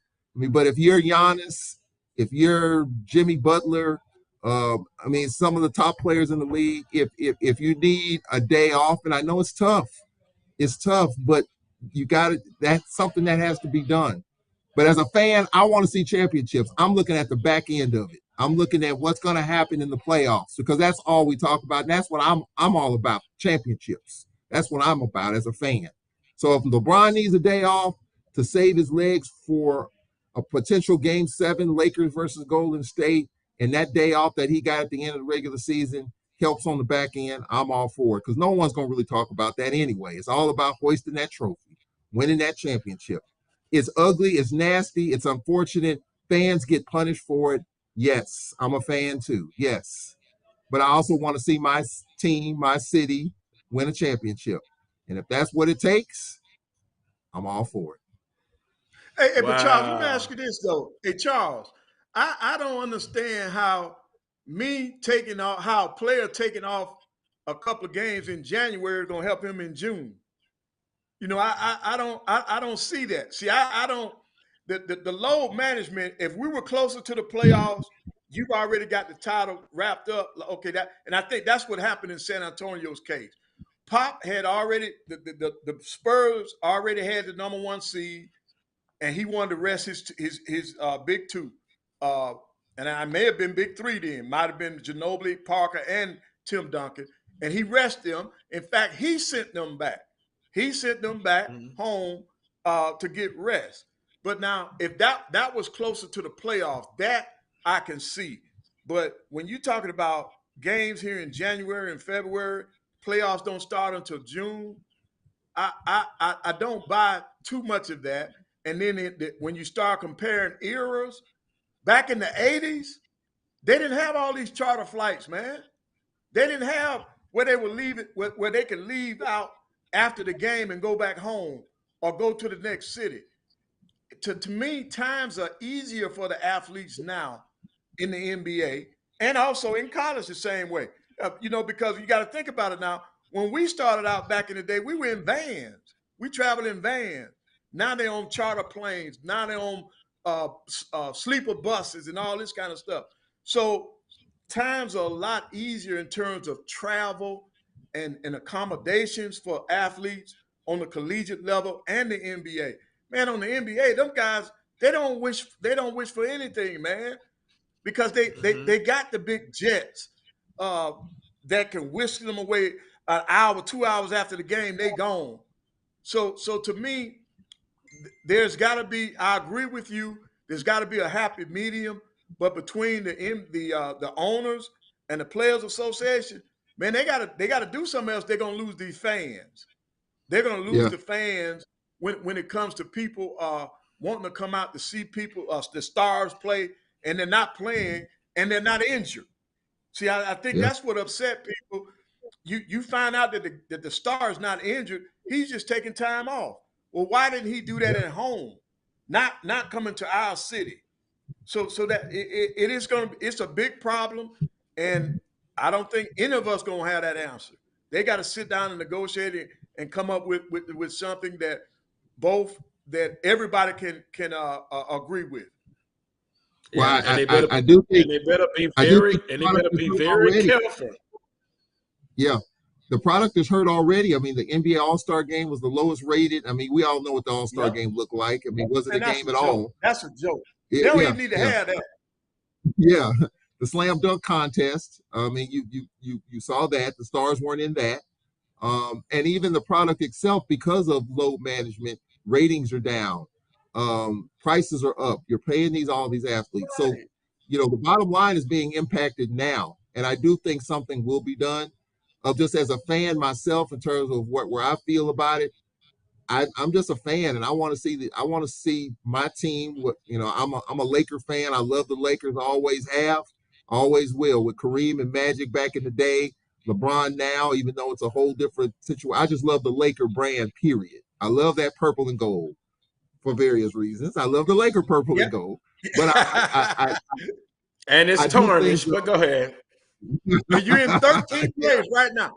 Hey, but look, you got the best of both worlds. Hey, look, one purple and gold is in first. The other one's in 13th. So you're not that bad. Yeah, absolutely. And guess what? In the old school, you can rest for 1-2 weeks after the season. Because how many times we talk about it? LeBron, give him credit. He takes very little time off. He's what, 37, 38? Mother Nature's undefeated. But to Coach Pettaway's point, we're not really talking about per se injuries, albeit Zion Williams has missed over 100 games in 3 years. Anthony Davis, but those are injuries. But just taking time off, you can rest in the off season, buddy. Yep. You can rest in the off season. You had a great product. Don't mess it up, but it's trending in the wrong way. And Charles, shame on you. You just worried about championships? Okay.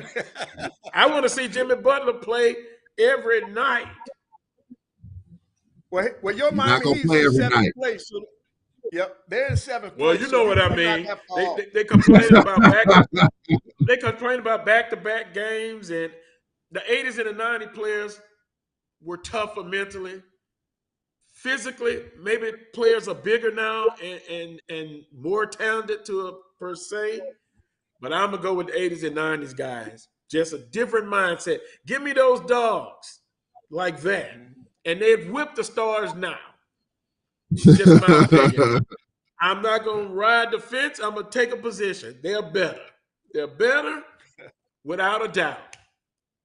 Okay, we got to wrap this one up. Go ahead. Tougher. Tougher, I both mentally and physically. I agree with that. There's no doubt. On that note, it was interesting. Interesting conversation. I appreciate it. Coach Pettaway, we'll see you next week, my man. All right. Well, one bit of good information. It's 9-3 Southern. The Southern Jags are up over Bethune-Cookman. I got to go talk to Coach Funches too. I got to be equally yoked, and Coach Woods. At the end of the season, the AD has to sit down and, look at the overall situation of the program. I know coaches are humans as well. I hope the best for Coach Funches and Coach Woods. How about that? All right. Am I too tough? No. You're tough as nails, Carlos. You're a hardliner. No, I got a heart this big. But Coach Pettaway, we'll see you next week. Enjoy your weekend and continue to be safe, you and your family. All right. All right. Thank you. You guys take care, man. All right. We're going to take a quick time out. Let's see if we got BJ waiting. I know we were a little long-winded on that segment, but we'll see. You're watching the Carlos Brown Show on the Black College Sports Network. We shall return. Let's get back to getting ticks instead of watching flicks. Before we can safely get out there, we need the facts on COVID-19 vaccines. Visit getvaccineanswers.org so you can make an informed decision for yourself and for your crew. Nope. Come on, him? Ooh, I like him.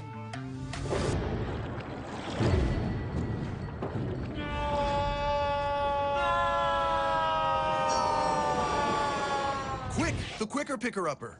Bounty picks up messes quicker, and each sheet is 2 times more absorbent, so you can use less. He's an 8. He's a 9. Bounty, the quicker picker-upper.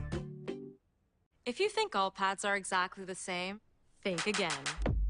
This is Always Ultra Thins reinvented with the Always Triple Protection System. This pad wicks gushes 90% faster, absorbs even more so you can feel dry, and locks odors in. Rethink your pad for up to 100% leak-free and odor-free comfort with the totally reinvented Always Ultra Thins. This is always like never before.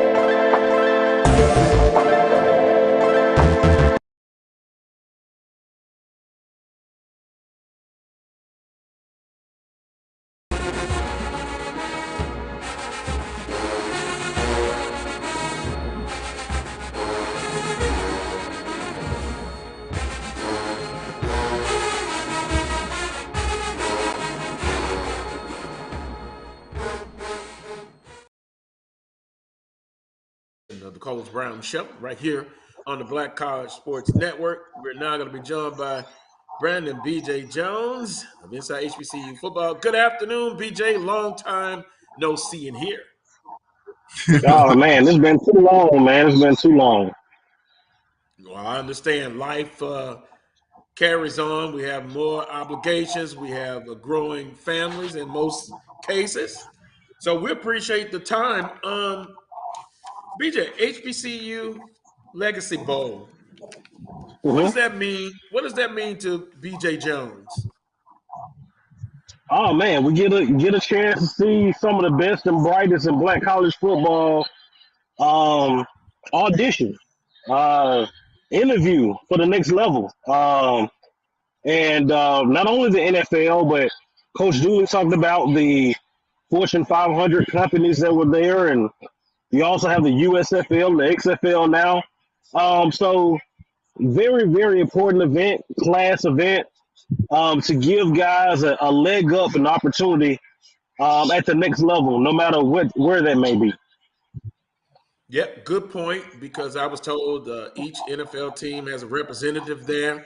It's a chance to get an opportunity and showcase your talents. Have you heard of any particular player that has kind of had a good showing or a surprise some of the scouts with their performances or with their practices this week? Well, I've been hearing about a few. One is Xavier Smith from FAMU, who I'm not surprised about. We're talking about 3 straight 1,000-yard receiving seasons. I think that young man is special. He's a guy that has really jumped out. Start here a lot of buzz tackles Southern University, and what he's able to do with his athleticism. Cam Peterson, another one that been hearing about. I mean, there's been a few of those kids that have really kind of put themselves in the position where people they have eyebrows raised. Few guys from I know there's a running back, I believe, from Bowie State that really jumped on the screen. I think Wednesday around midweek. There's been a few guys. There's been a few guys. And BJ and Charles, this is an opportunity also for those CIAA and those SIAC players to kind of quote unquote be on the stage, with their counterparts from the SCS level. So it is again an opportunity for them to showcase their talents. Yeah, I mean, for me, I mean, I just like this concept overall. I think it's great to have the NFL Network be a part of it, and then the opportunities in terms of the pregame stuff and what you've done the last couple of days in terms of showcasing your interview skills and your talent. Great job, Doug Williams, and everybody that's involved there. And look, there are more opportunities. The XFL, I mean, they've kicked off. You got the CFL, you got the NFL, and again, like I said last hour, you got some NFL teams that's not even going to the combine coming up. The Packers are one of them. They're not sending anyone but the general manager. But to have coaches and personnel there at this Legacy Bowl says that there's a lot of interest. There's a lot of good talent that needs to be cultivated there. So it's just a matter of taking a look at it. And I'm glad to see that. Because I was kind of concerned about it personally, Carlos, to see whether this would get off the ground and be a sustainability type of an event. And apparently it will be, and I'm glad to see it. Oh yeah, they've done a great job. Shaq Harris and the city of New Orleans corporate sponsorship. So I think it's here to stay. Visiting with Brandon BJ Jones of Inside HBCU Football. BJ, we often talk about football as a year-round program. You have a lot of people interested in what's going on.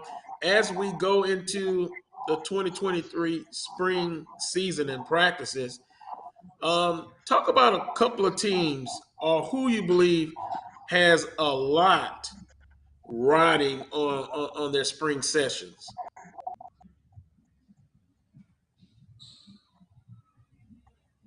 I think we may have lost BJ there. We'll see if he reboots right quick. But I asked BJ about going into the spring season, and it's so important. I'm kind of old school with the spring sessions. I would like the 30 days. I think when BJ played, it was 30 days. Those days are long gone.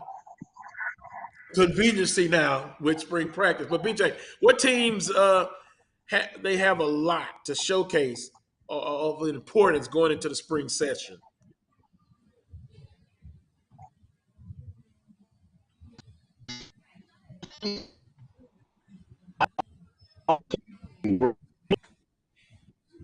Well, BJ's in traveling en route. Another bad spot, I guess. But Charles, we've often talked about in the Southwestern Athletic Conference, there are teams that are looking to look at their quarterback position. I mean, you have some teams last year came back with quarterbacks that had experience, had been in the program a while. But now you're looking at specific programs that are now going to break in a new quarterback. And by the way, Bashawn McCray, who was in the transfer portal, picked up an offer from the Citadel. So we can look at several teams that are going to be looking, Southern Alcorn being one. Yeah, I mean, there's probably more uncertainty this year than what we talked about 12 months ago. We talked about Aaron Allen at Alcorn last year. We talked about the situation at Southern last year. But you got new coaches. You got new quarterbacks. So there's more uncertainty this year than there was last year. I mean, T.C. Taylor coming on board there. Who's going to be the quarterback at Jackson State? Shedeur Sanders is gone. So who's going to be the quarterback? Who's going to be the quarterback at Southern? Who's going to be the quarterback at Alcorn? Who's going to be the quarterback at Bethune-Cookman? Who's going to be the quarterback at UAPB? Calviz at Grambling, he got an NIL deal. Looks like he's going to be the guy.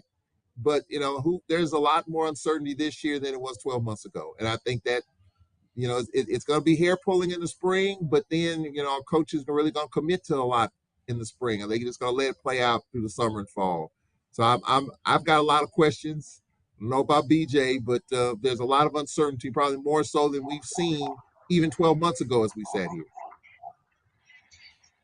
Well, BJ, I don't know how much You heard of that. But I'll just say this for the record. I'll turn the floor over to you. I feel very excited about the situation at Southern University. I think the room is, talent-wise, is much better. But that's just me. You have the floor, BJ. Absolutely. Hey, Southern won't have a quarterback issue this year. That's for certain. Definitely upgraded in talent there. My question marks from Southern: how do you retool?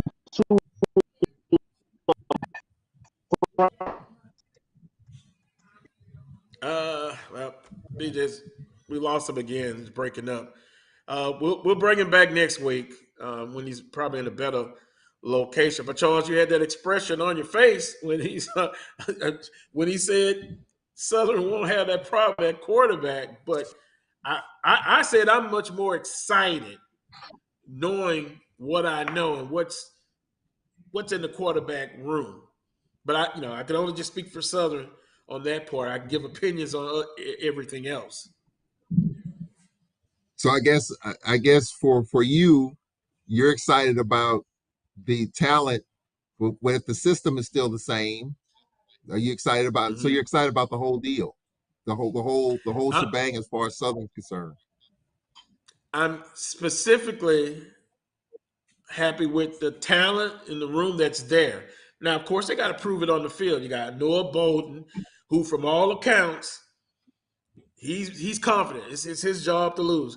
You got Donald, a transfer from UAB. Then you also have the young, I guess he'll be a redshirt freshman, Washington at quarterback. And then you got Harold Blood, who's been in the program quite a while. But make no mistake about it, my opinion is this, and I think Coach Dooley, he may not admit it, but I think he learned a valuable lesson last year. But talent-wise, being able to make, and of course, I think they'll tweak a few things. But yeah, that's why I use the word I'm very excited. But because they got to prove it on the field, and spring practice is a way to start it. Now, with Jackson State, if you believe in TC Tell I Trust, offensive guy himself, you think he's going to have the right way of doing things and putting a quarterback in place. They've got talent, no doubt about it. Who else? Texas Southern. They bring back an experienced quarterback, very athletic, Andrew Body. So from an offensive standpoint, they should be fine, but there are going to be other question marks on that team, like Southern will have question marks, Alcorn will have question marks, Jackson State. Spring is a time where you start the process, and many people believe the spring is where championships are won. I'm sure you've heard that cliche before. So throughout the land, if you have a quarterback, an experienced quarterback, that's great. If you got to break in a quarterback, I think you have to have, and I will agree with something Coach Sanders said. You got to have a quarterback that can spin it, that can make the throws. And these quarterbacks that are quarterbacks, but as athletes playing quarterbacks, I know that's still popular. But I want a quarterback that can spin it, make all of the throws, and can lead the team. I'm excited. That's the word I use, Charles. Excited about the quarterback room at Southern University. Yeah, for me, I'm excited to see some football in the spring, but I kind of look at towards the end of spring, and I kind of look at the beginning of fall camp, because you have to continue to mold and develop and coach up and scheme during the summer and during the summer conditioning. So I'll be excited once Braves spring practice starts, which is April 1st. Coach McNair announced that April 1st will be when things kind of. I think that's the spring games, April 1st, but they'll be getting on the field here shortly. But I'm just anxious to see just some football, to see how this, because for us, we got Jarvion Howard in the backfield. Our defense was really good at the end. We got 2 new defensive coaches. That continuity is going to take a little time, but the quarterback position is key for us. If we can get a quarterback, a true dual threat like a Felix Harper or something, or John Gibbs, if you go back, we get that with a favorable home schedule, I think we're going to make some noise in the Western Division.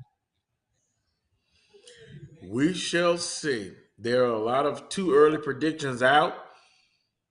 We will make our predictions when the time is right. Want to thank all of our guests. We're sorry about BJ Jones, but we'll attempt to get him back next week, and maybe he's in a better situation where he can talk with us. Want to thank Coach Vann Pettaway, of course, Charles Edmond, and everyone who tuned in today. Last but not least, Melanie, producer, bang-up job. A young lady behind the scenes, but her importance cannot be stated enough. We couldn't do it without her. On that note, make sure you tune in next Saturday at 11 a.m. for another edition of the Carlos Brown Show, right here on the Black College Sports Network. Until next Saturday, as you see Charles with the chant, boy, I tell you, what are we going to do? What are we going to do? Until next Saturday at 11 a.m. Central Standard Time. Until next time, as always, peace and God bless. Look at him. Stop that. Stop that. Go Jazz.